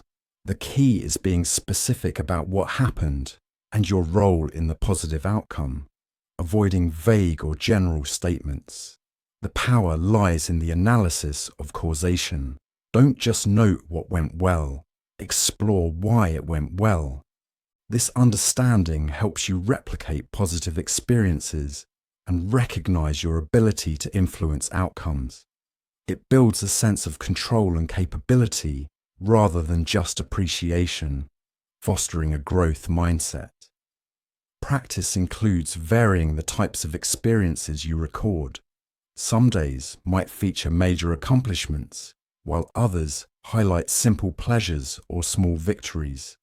This range helps develop appreciation for different kinds of success and progress, preventing the exercise from becoming routine. Advanced implementation involves looking for patterns in your recorded experiences. What conditions tend to create positive outcomes? Which of your actions consistently lead to good results? This analysis helps optimize your choices and behaviors for future success. The technique becomes particularly valuable during challenging periods. Having a record of positive experiences provides perspective when current circumstances feel overwhelming. It serves as evidence that good things continue to happen even during difficult times, helping maintain resilience. Success requires overcoming the tendency to dismiss positive events as insignificant or just lucky. Every positive experience, whether planned or serendipitous, deserves recognition and analysis. This comprehensive appreciation builds realistic optimism and strengthens your ability to create positive outcomes. Through consistent practice, the What Went Well exercise gradually shifts your default perspective toward the positive. While maintaining awareness of challenges, you develop an enhanced ability to recognize, create, and build upon positive experiences in your life. leading to greater satisfaction and achievement in both personal and professional domains. Challenge: cognitive distortions. Cognitive distortions are systematic ways our minds twist reality, leading to inaccurate and often negative interpretations of events. Learning to identify and challenge these thought patterns is crucial for maintaining mental clarity and emotional balance.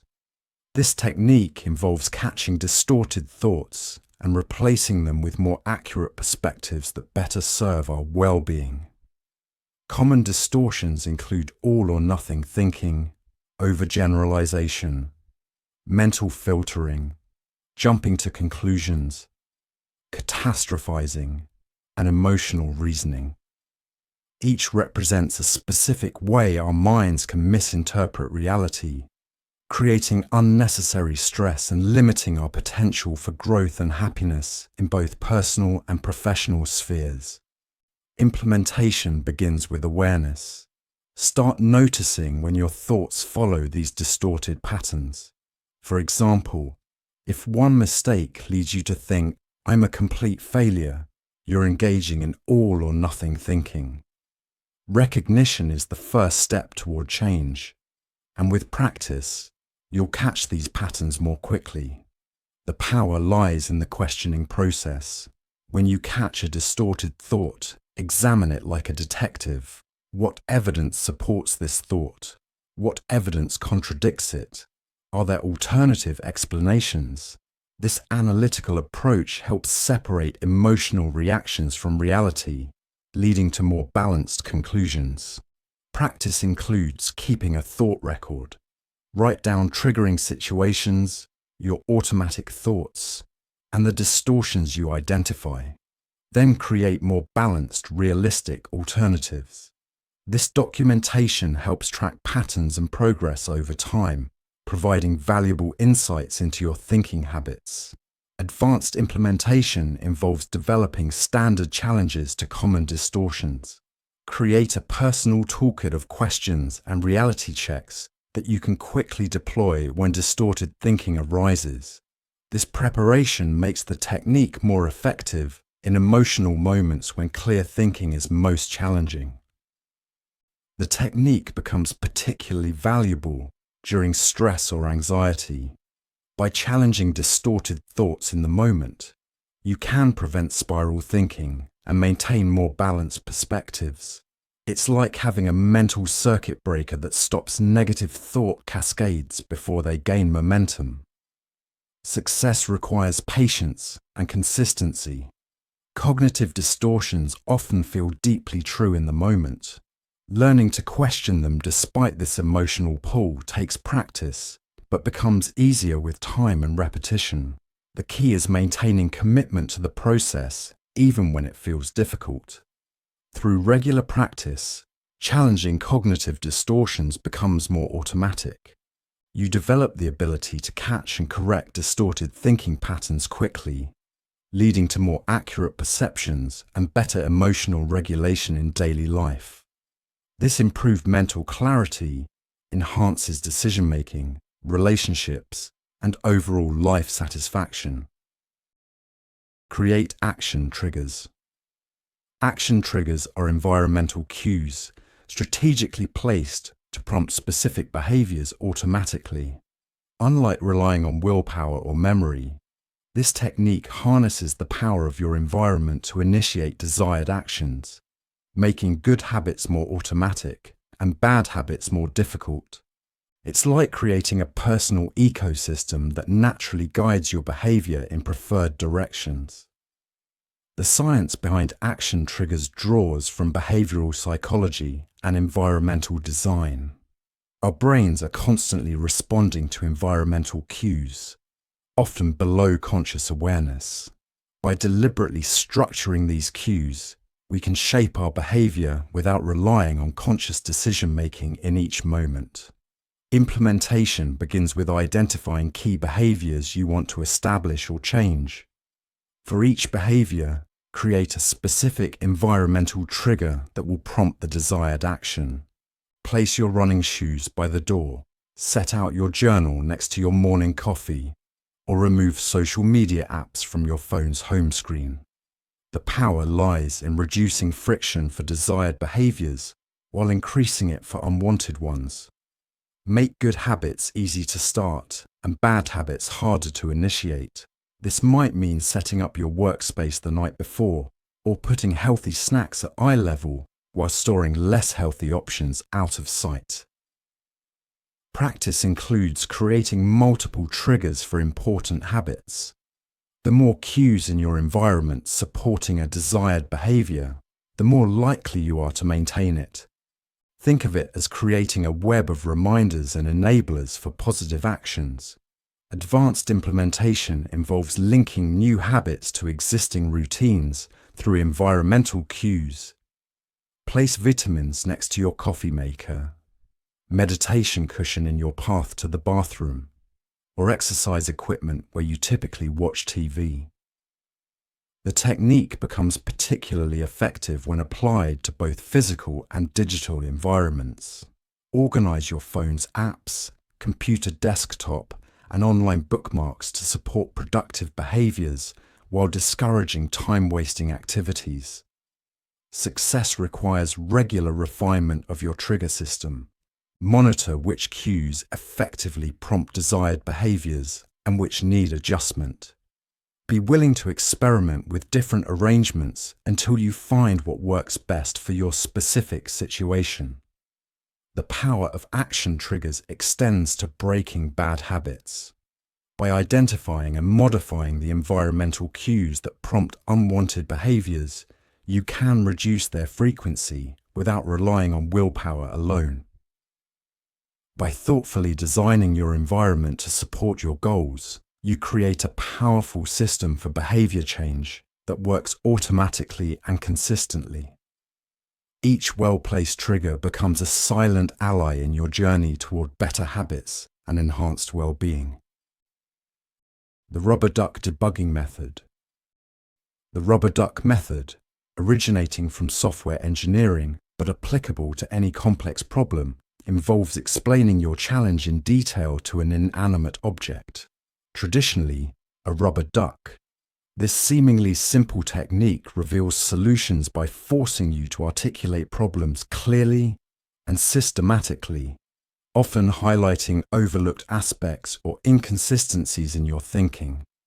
The power of this approach lies in how verbalization engages different parts of your brain than silent thinking.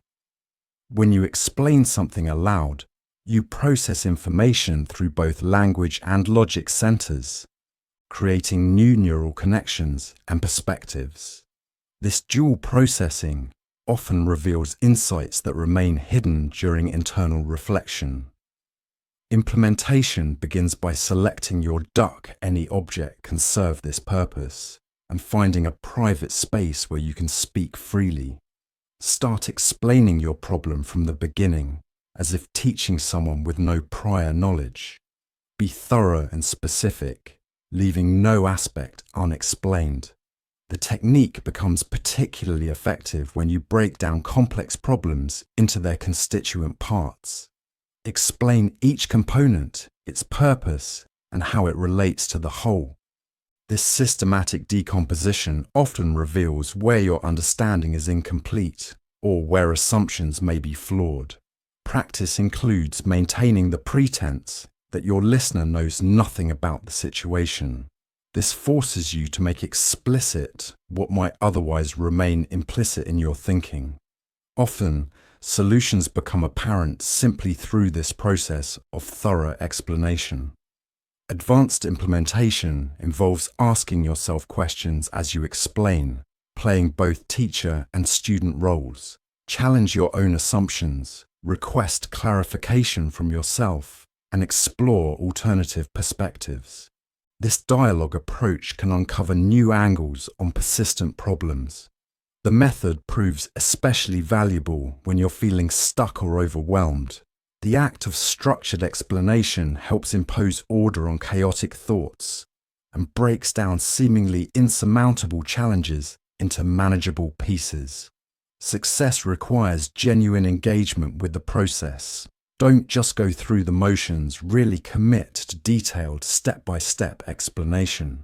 The more thoroughly you explain, the more likely you are to discover insights or solutions. The technique extends beyond problem solving to learning and creativity. Use it to reinforce new knowledge, develop ideas, or work through creative blocks. The act of verbalization helps cement understanding and generates new connections. Through regular practice, the rubber duck method becomes a reliable tool for clarity and insight. Whether facing technical challenges, personal decisions, or creative obstacles, this structured approach to verbalization helps unlock solutions and deepen understanding.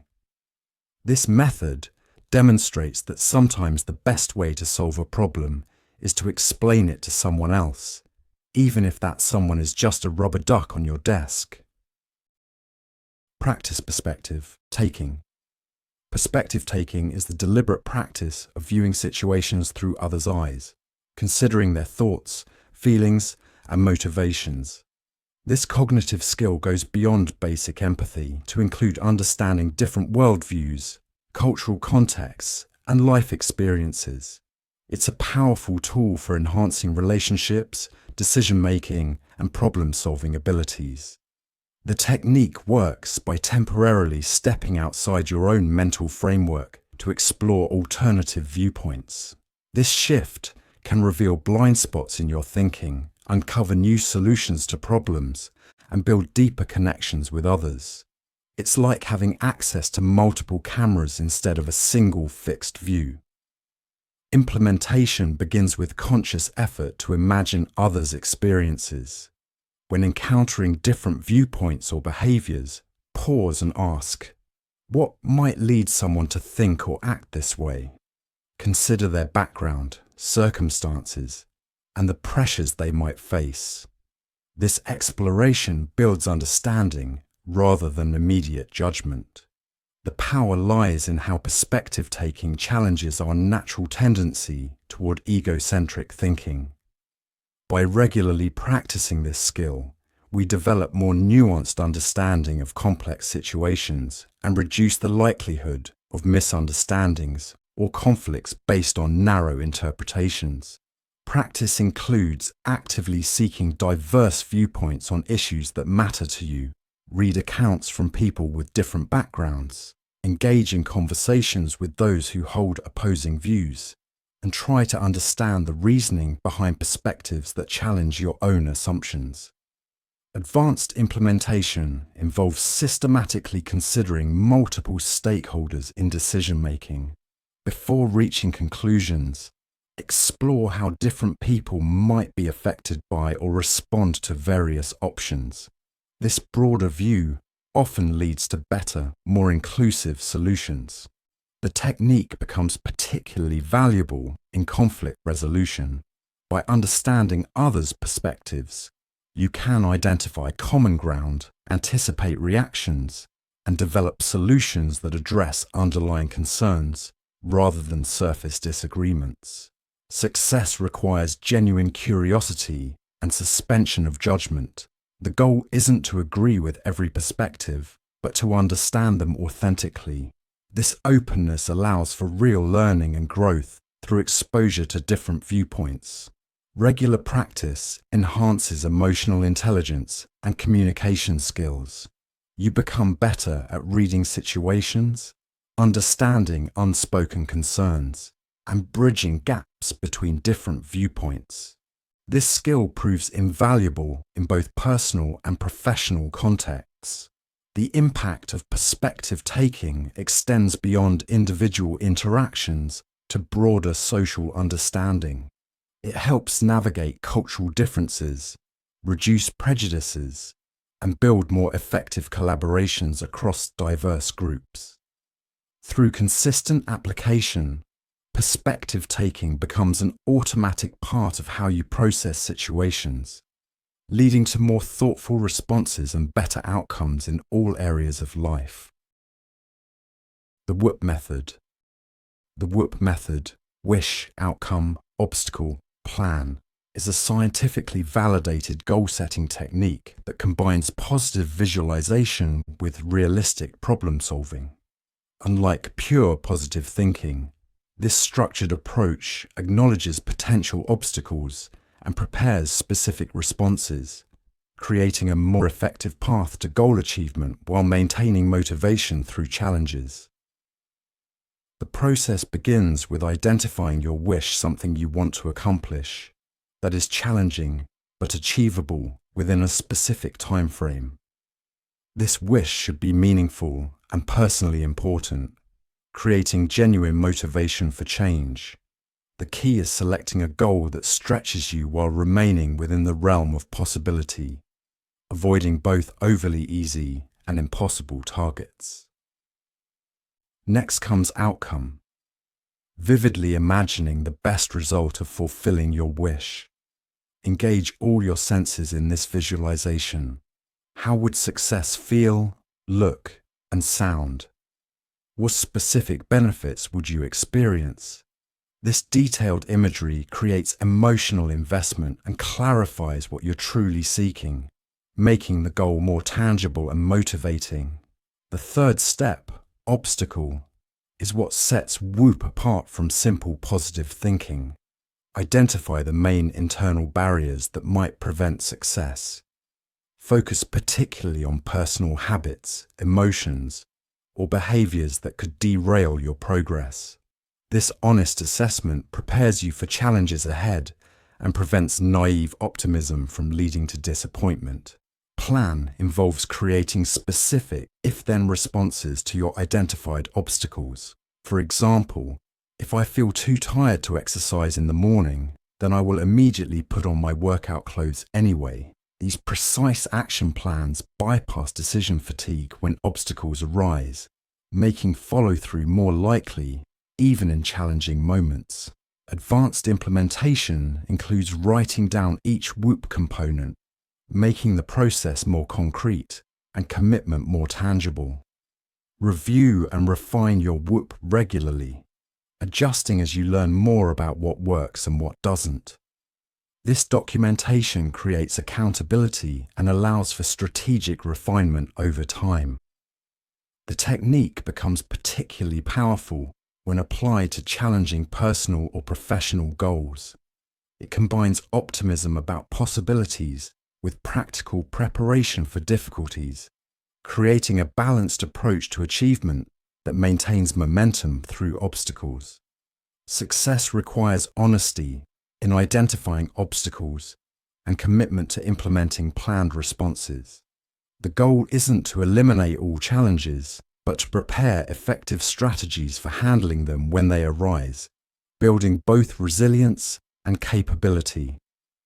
Through regular practice, WOOP becomes a reliable framework for turning wishes into reality. It builds both motivation and capability, helping you achieve meaningful goals while developing stronger problem-solving skills and a more realistic approach to personal development. The method's effectiveness comes from its unique combination of positive visualization and practical planning, creating a bridge between dreams and achievement through systematic preparation and response to challenges. Apply the Pareto principle. The Pareto principle, also known as the 80-20th rule, suggests that roughly 80% of effects come from 20% of causes. This powerful concept helps identify and prioritize the vital few actions, tasks, or efforts that produce the majority of results. Understanding and applying this principle can dramatically improve efficiency and effectiveness across all areas of life. The principle works by challenging our assumption that all inputs contribute equally to outputs. Instead, it reveals that a small subset of actions typically drives most results. For example, 20% of your work tasks might generate 80% of your value, or 20% of your habits might create 80% of your daily stress or satisfaction. Implementation begins with analysis of your current activities and their outcomes. List your regular tasks, habits, or investments of time and energy. Then evaluate which ones produce the most significant results. This assessment often reveals surprising patterns of effectiveness and inefficiency. The power lies in using this insight for strategic focus. Once you identify your vital 20%, you can allocate more resources to these high-impact areas, while reducing investment in less productive activities. This reallocation dramatically improves overall results without requiring more total effort. Practice includes regular audits of different life areas.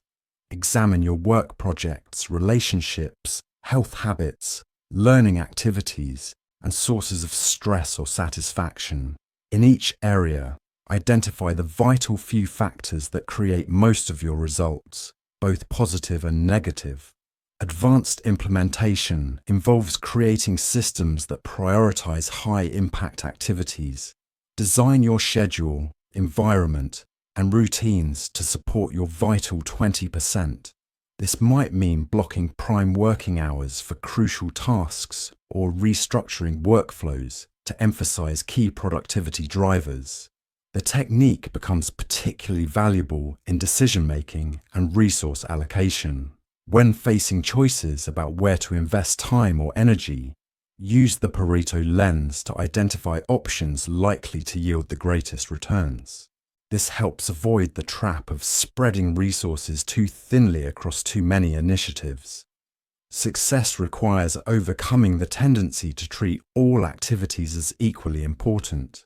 Learn to say no to low-impact activities, even when they seem urgent, to protect time for truly vital tasks. This prioritization often feels uncomfortable, but leads to better results. The principle extends beyond personal productivity to relationship management, skill development, and problem solving. In each domain, identify and focus on the vital few factors that drive most outcomes. Through consistent application, the Pareto principle becomes a powerful filter for decision-making and action.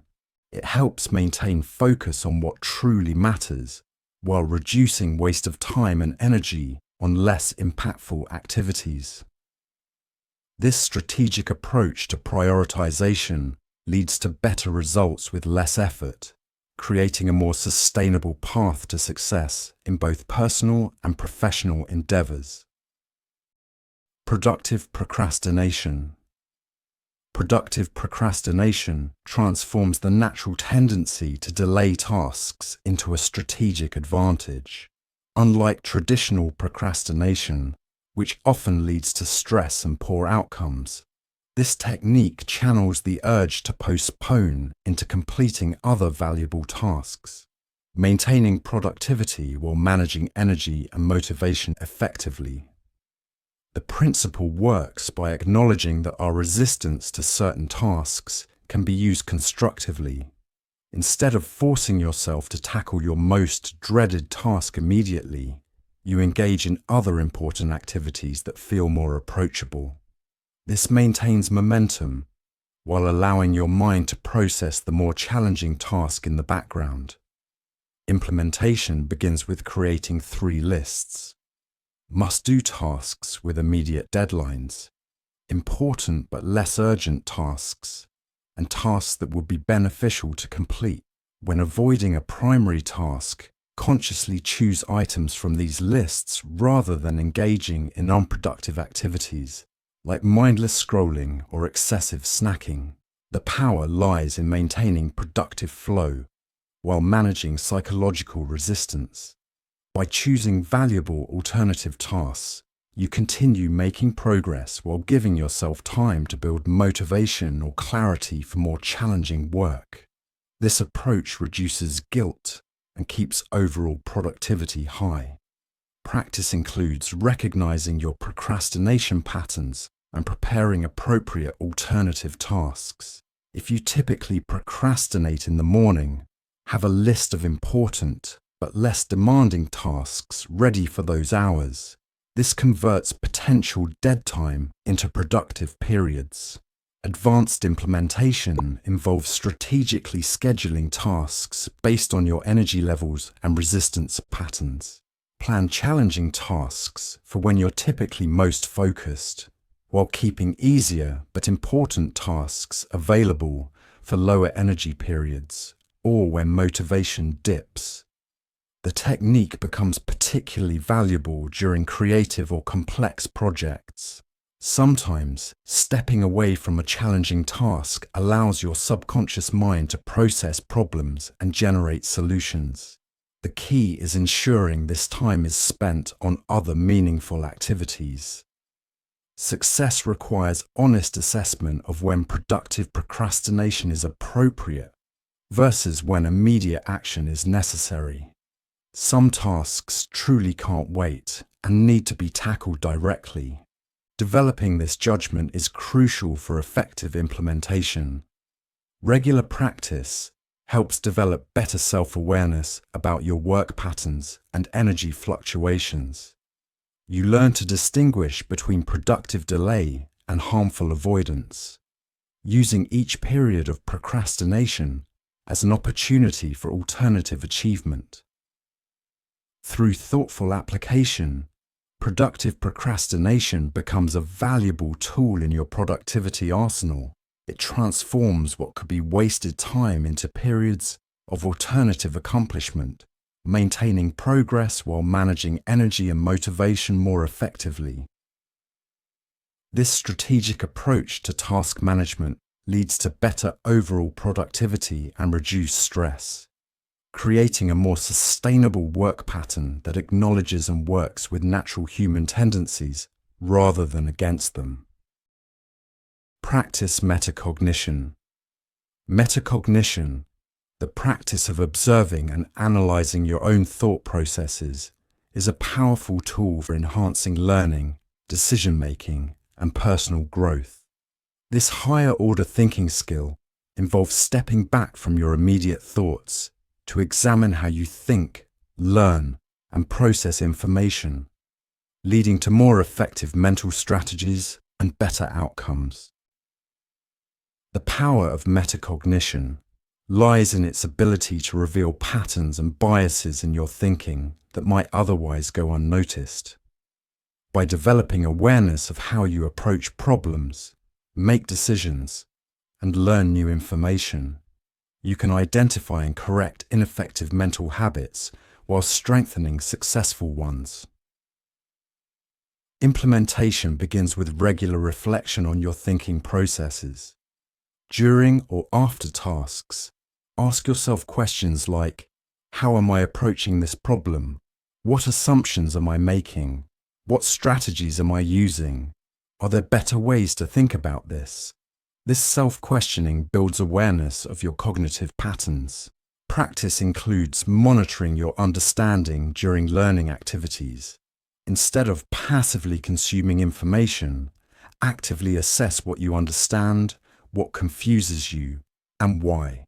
This ongoing evaluation helps identify gaps in knowledge and adjust learning strategies accordingly. Advanced implementation involves developing specific metacognitive strategies for different types of tasks. Create mental checkpoints during problem-solving, decision-making, or learning activities.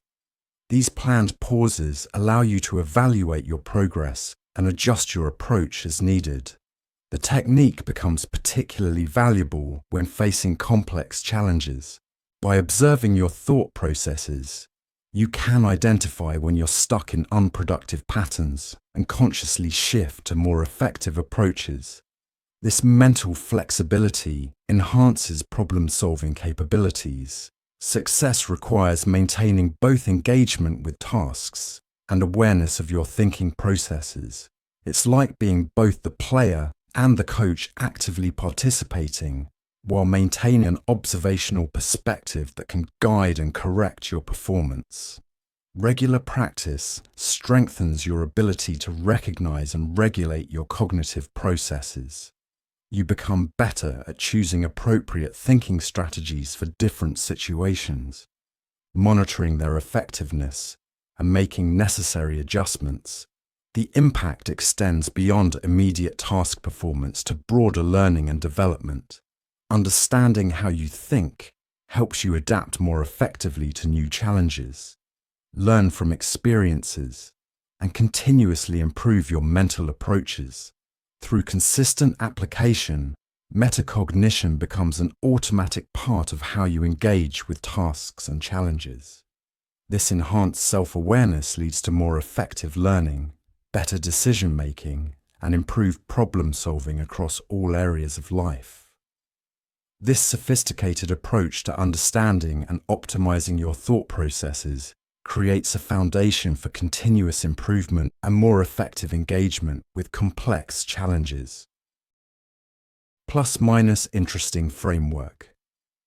The plus-minus interesting (PMI) framework revolutionizes decision-making by moving beyond simple pros and cons to include potential opportunities and unexpected consequences. This three-dimensional approach captures the full complexity of choices while maintaining clarity and structure, enabling more nuanced and effective decisions in both personal and professional contexts. The technique works by systematically examining three aspects of any situation or decision. The plus column captures clear benefits and positive outcomes. The minus column identifies drawbacks and potential problems. The interesting column explores implications, possibilities, and questions that don't fit neatly into positive or negative categories. Implementation begins with creating three columns on paper or digitally. Start with the plus column, listing all clear benefits without judgment. Move to the minus column, documenting potential drawbacks. Finally, fill the interesting column with observations, questions, and possibilities that merit further exploration. This structured approach ensures comprehensive analysis. The power lies in how this framework captures nuance often missed in traditional decision-making. The interesting column particularly helps identify opportunities, unintended consequences, and areas requiring more investigation. This additional dimension prevents oversimplified either-or thinking and promotes creative problem-solving. Practice includes applying the framework to both major decisions and everyday choices. Use it for career moves, relationship decisions, project planning, or any situation where deeper analysis would be valuable. The systematic approach helps prevent emotional bias from overwhelming rational consideration while acknowledging important intuitive insights. Advanced implementation involves weighting different factors and exploring interconnections between columns. Some elements might have greater impact than others, and items in different columns might influence each other in important ways. This analysis adds depth to the decision-making process and reveals hidden relationships between factors. The technique becomes particularly valuable when facing complex or ambiguous situations. By separating clear positives and negatives from interesting possibilities, you maintain clarity while acknowledging complexity. This balance helps navigate uncertain situations more effectively and identifies potential opportunities within challenges. Success requires honest assessment and willingness to explore all aspects of a situation. Avoid the tendency to focus only on obvious pluses and minuses. The interesting column often contains the most valuable insights for innovative solutions or unexpected opportunities that could transform apparent problems into advantages. Regular use develops stronger analytical skills and more nuanced thinking patterns. You become better at identifying subtle implications and potential outcomes, leading to more sophisticated decision-making capabilities and creative problem-solving abilities. By transforming decision-making from a binary process into a three-dimensional exploration, the PMI framework opens new possibilities for understanding and action. Each analysis becomes an opportunity for discovery and innovation, leading to better choices and more creative solutions in all areas of life. Implementation intentions for setbacks. Implementation intentions for setbacks are pre-planned responses to specific obstacles that might derail your goals. Unlike general intentions to try harder or do better, this technique creates precise action plans for common challenges, ensuring you maintain progress even when facing difficulties. It's the difference between hoping to stay on track and having a concrete plan for recovery. The power of this approach lies in its proactive nature. By anticipating potential setbacks and planning specific responses in advance, you remove the need for decision-making during challenging moments. This preparation helps maintain momentum when motivation is low or obstacles arise. Implementation begins with identifying common setbacks that typically disrupt your goals. For each potential obstacle, create a clear if-then statement outlining your specific response. For example, if I miss my morning workout, then I will do a 15-minute bodyweight routine during my lunch break. Practice includes documenting these implementation intentions and reviewing them regularly.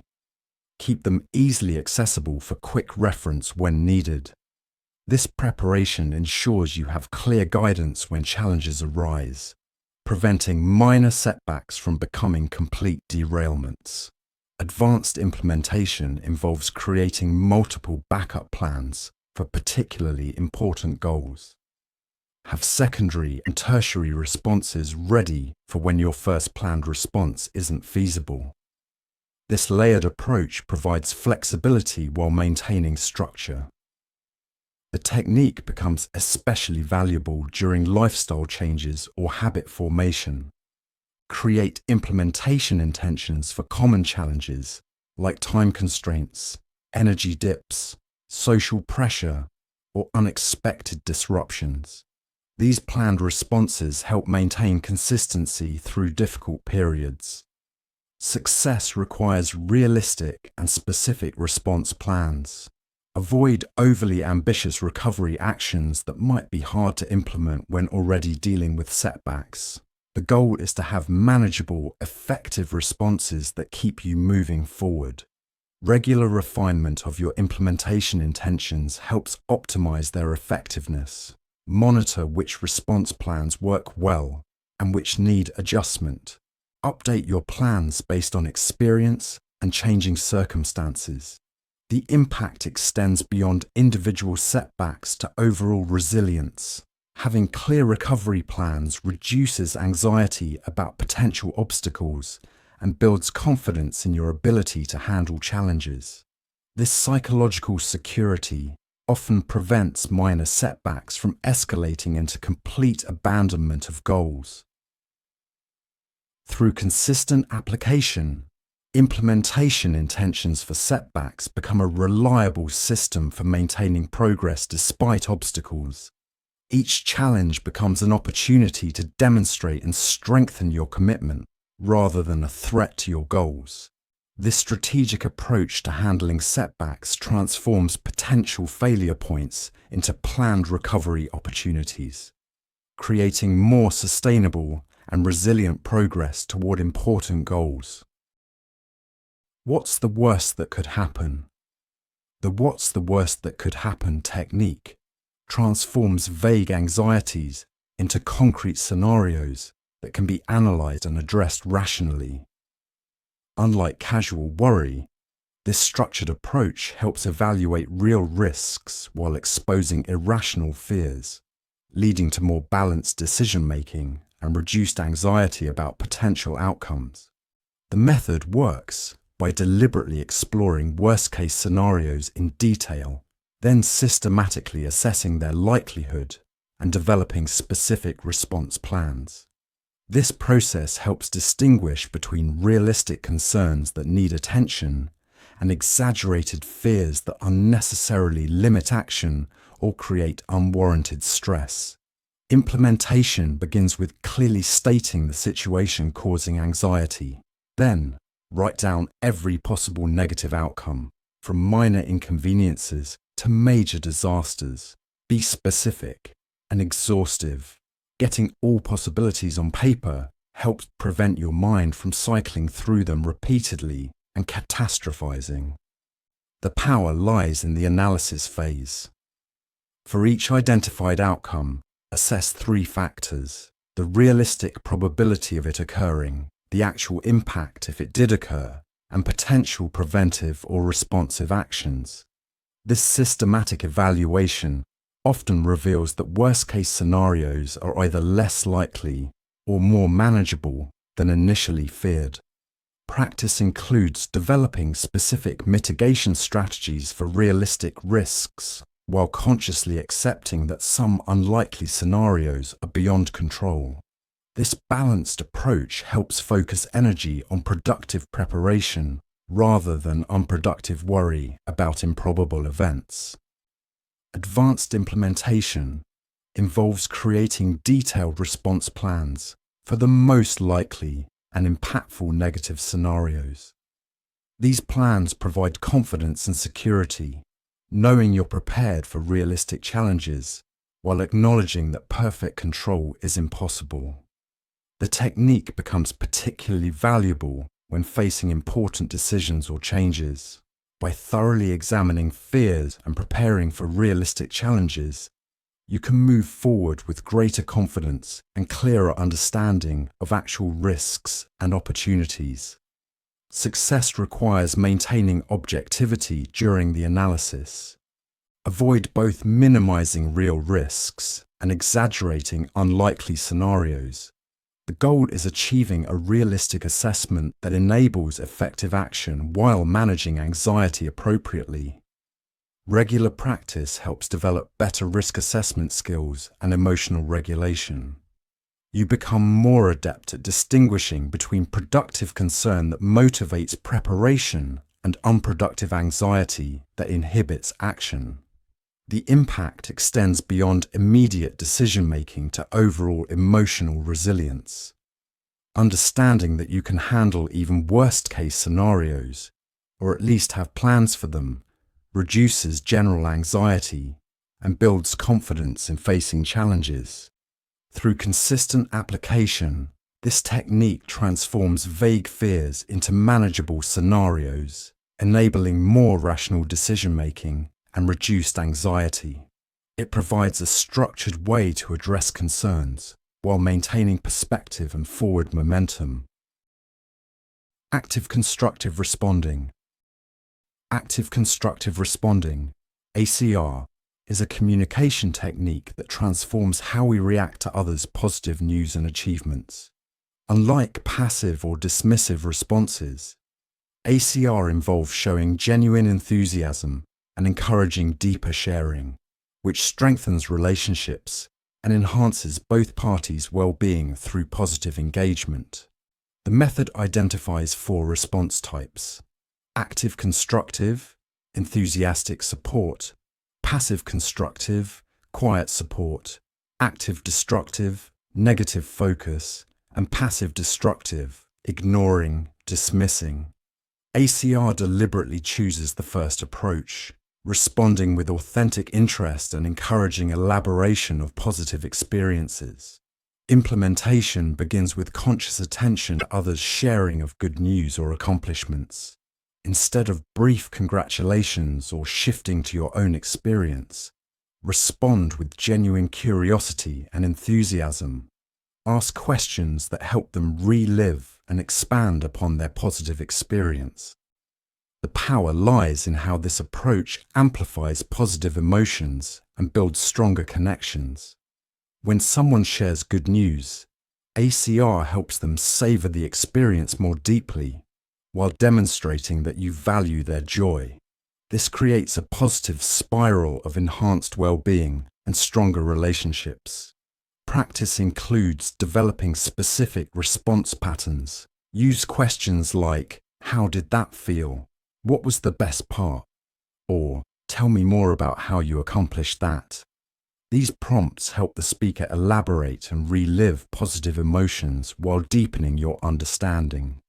Advanced implementation involves reading nonverbal cues and matching your energy to the situation. Some moments call for excited celebration, others for warm appreciation. Developing this emotional attunement enhances the authenticity and effectiveness of your responses. The technique becomes particularly valuable in close relationships and professional mentoring. Regular use of ACR builds trust, encourages sharing of successes, and creates an environment where people feel truly seen and supported in their achievements. Success requires genuine interest and engagement. Avoid falling into routine responses or competing with others' good news. The goal is creating space for others to fully experience and share their positive moments while building stronger connections. Regular practice develops better listening skills and emotional intelligence. You become more attuned to others' experiences and better able to provide meaningful support that enhances relationships and collective well-being. The impact extends beyond individual interactions to creating a more positive social environment. When people know their good news will be met with genuine enthusiasm and interest, they're more likely to share successes and maintain optimistic perspectives. Through consistent application, ACR transforms casual interactions into opportunities for deeper connection and mutual growth, building stronger relationships and more supportive communities through the power of positive engagement. Future self-perspective. The future self-perspective technique harnesses our brain's ability to project into the future, creating a stronger connection between present actions and their long-term impact. By vividly imagining and connecting with our future selves, we can make better decisions today that serve our long-term interests rather than just immediate gratification. The method works by reducing the psychological distance between our present and future selves. Research shows we often treat our future selves as strangers, making it easier to dismiss their needs in favor of present comfort. This technique helps bridge that gap, making future consequences feel more real and immediate.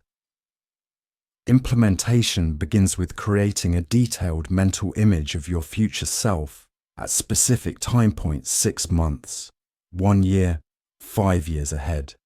Consider not just circumstances, but also feelings, values, and aspirations. What would your future self wish you had done today? The power lies in making future consequences feel tangible and personal, instead of abstract concepts like saving for retirement. Imagine your future self enjoying financial security or struggling due to present choices. This emotional connection helps override present-focused impulses.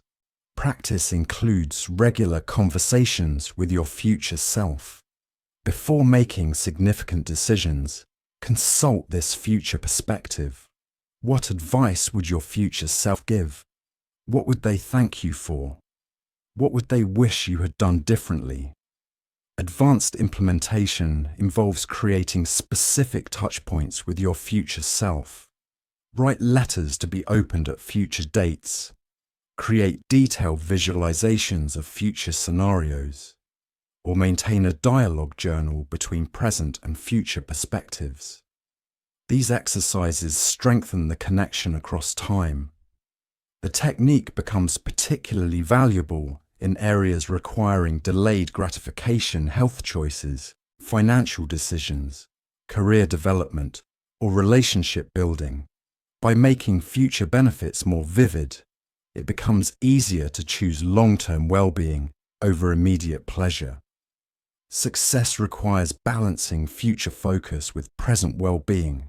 The goal isn't to sacrifice all current enjoyment, but to make choices that serve both present and future interests. This might mean finding ways to make beneficial choices more enjoyable in the present. Regular practice strengthens your ability to consider long-term consequences naturally. you develop better intuition about how present actions shape future outcomes, leading to more balanced decision-making that serves both immediate and long-term needs. By transforming abstract future consequences into vivid personal experiences, this technique helps align daily choices with long-term aspirations. Each decision becomes an investment in your future self's well-being, creating a legacy of positive choices that compound over time. Second-order thinking. Second-order thinking is the practice of considering not just the immediate results of actions or decisions, but their subsequent effects and unintended consequences. This advanced cognitive technique helps anticipate complex outcomes by examining how effects ripple through systems and time, leading to more sophisticated decision-making and problem-solving. The power lies in transcending first-order, immediate consequences to understand broader implications, while first-order thinking asks what happens next. Second-order thinking explores, and then what happens? This deeper analysis reveals hidden opportunities and potential problems that might otherwise go unnoticed. Implementation begins by identifying the immediate effects of a decision or action. Then, systematically explore how these initial outcomes might trigger further changes.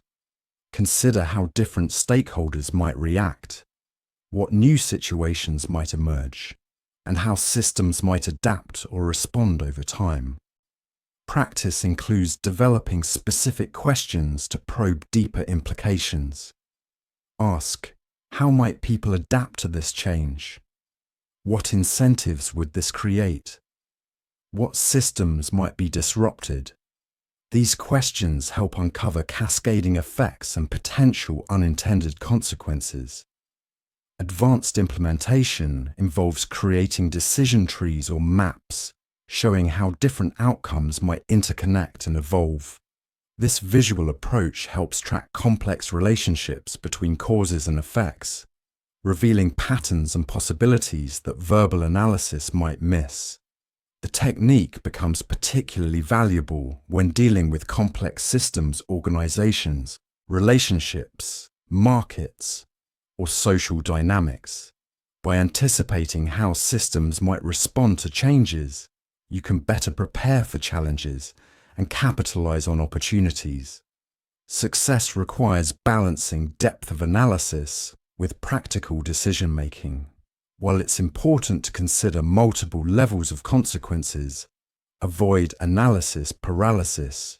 The goal is better understanding of potential outcomes, not perfect prediction of every possibility. Regular practice develops stronger strategic thinking skills. You become better at anticipating how situations might unfold, identifying potential problems before they arise, and seeing opportunities others might miss in complex situations. The impact extends beyond individual decisions to understanding broader patterns and relationships. Second-order thinking helps develop a more nuanced view of how systems work and how changes propagate through them over time. Through consistent application, this technique transforms decision-making from simple cause and effect analysis to sophisticated systems thinking. Each decision becomes an opportunity to shape not just immediate outcomes, but longer-term developments and systemic changes. This advanced cognitive approach leads to more strategic choices and better long-term results, helping navigate complexity while avoiding common pitfalls of short-sighted thinking. The Just One Principle. The Just One Principle is a powerful technique for overcoming procrastination and building momentum by focusing on the smallest possible unit of progress. Instead of facing the overwhelming scope of an entire task, you commit to doing just one small piece, one paragraph, 1 minute, one item, making it virtually impossible to fail while often catalyzing further action. The method works by exploiting a psychological quirk. While our minds often resist large tasks, they're less likely to object to tiny commitments. By reducing the perceived effort to an almost trivial level, we bypass the mental resistance that leads to procrastination. Once started, momentum often carries us further than our initial minimal commitment. Implementation begins by identifying the smallest meaningful unit of your task. For writing, it might be one sentence. For cleaning, one surface. For exercise, 1 minute.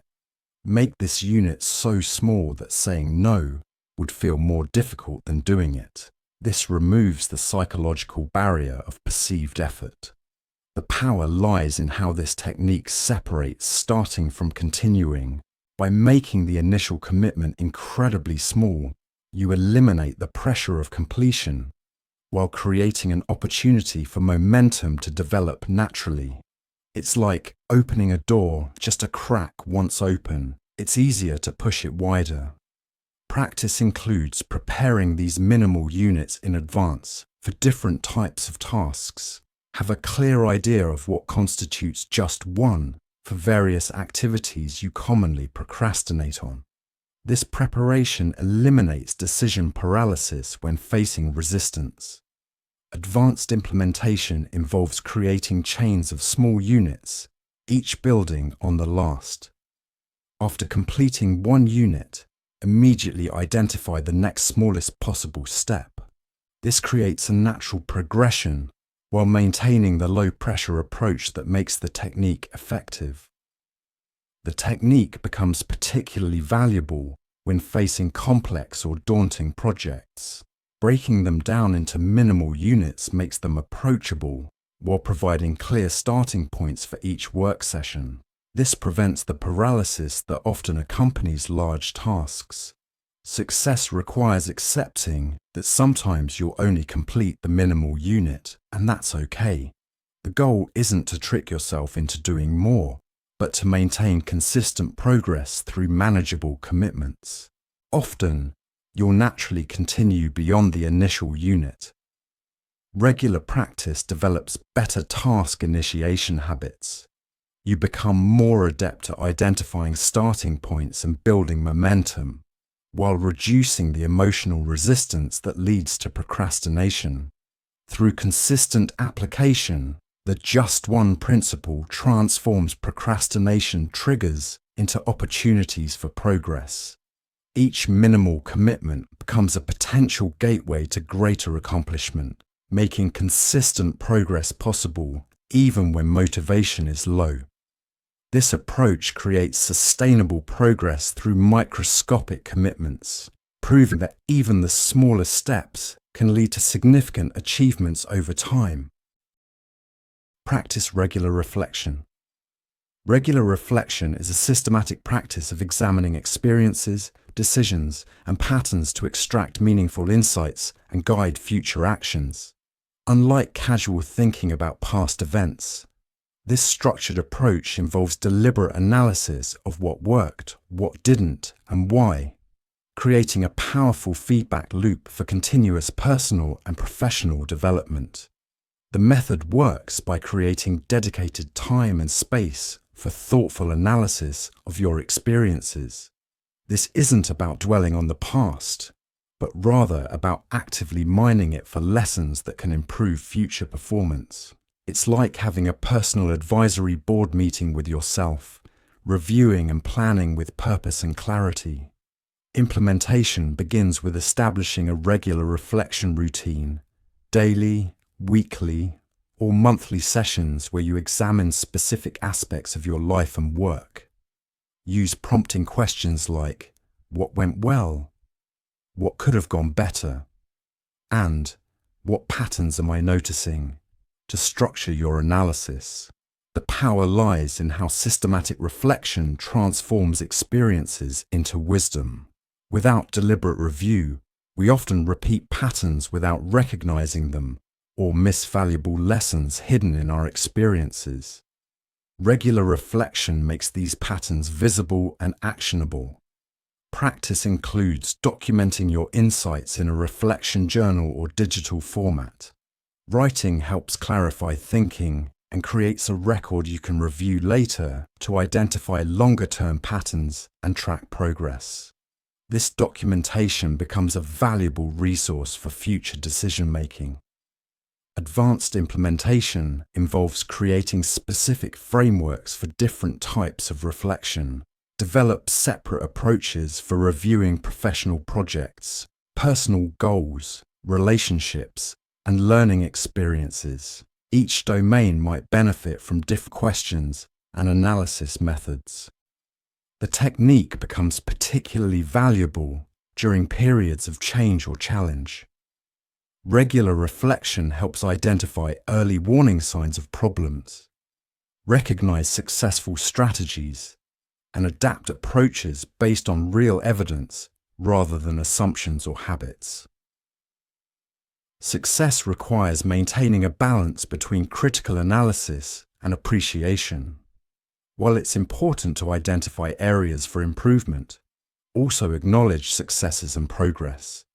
This balanced approach prevents reflection from becoming an exercise in self-criticism. Regular practice develops stronger self-awareness and decision-making capabilities. You become better at recognizing patterns, understanding your responses to different situations, and making adjustments that align with your goals and values.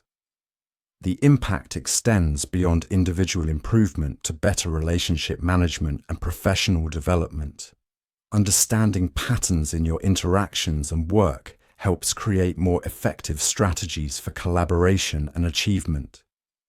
Through consistent application, regular reflection becomes a powerful tool for intentional living and continuous growth. Each reflection session becomes an opportunity to refine your understanding and approach, leading to more conscious and effective choices in all areas of life. This systematic approach to learning from experience creates a foundation for ongoing development and achievement, transforming daily experiences into stepping stones for growth and success.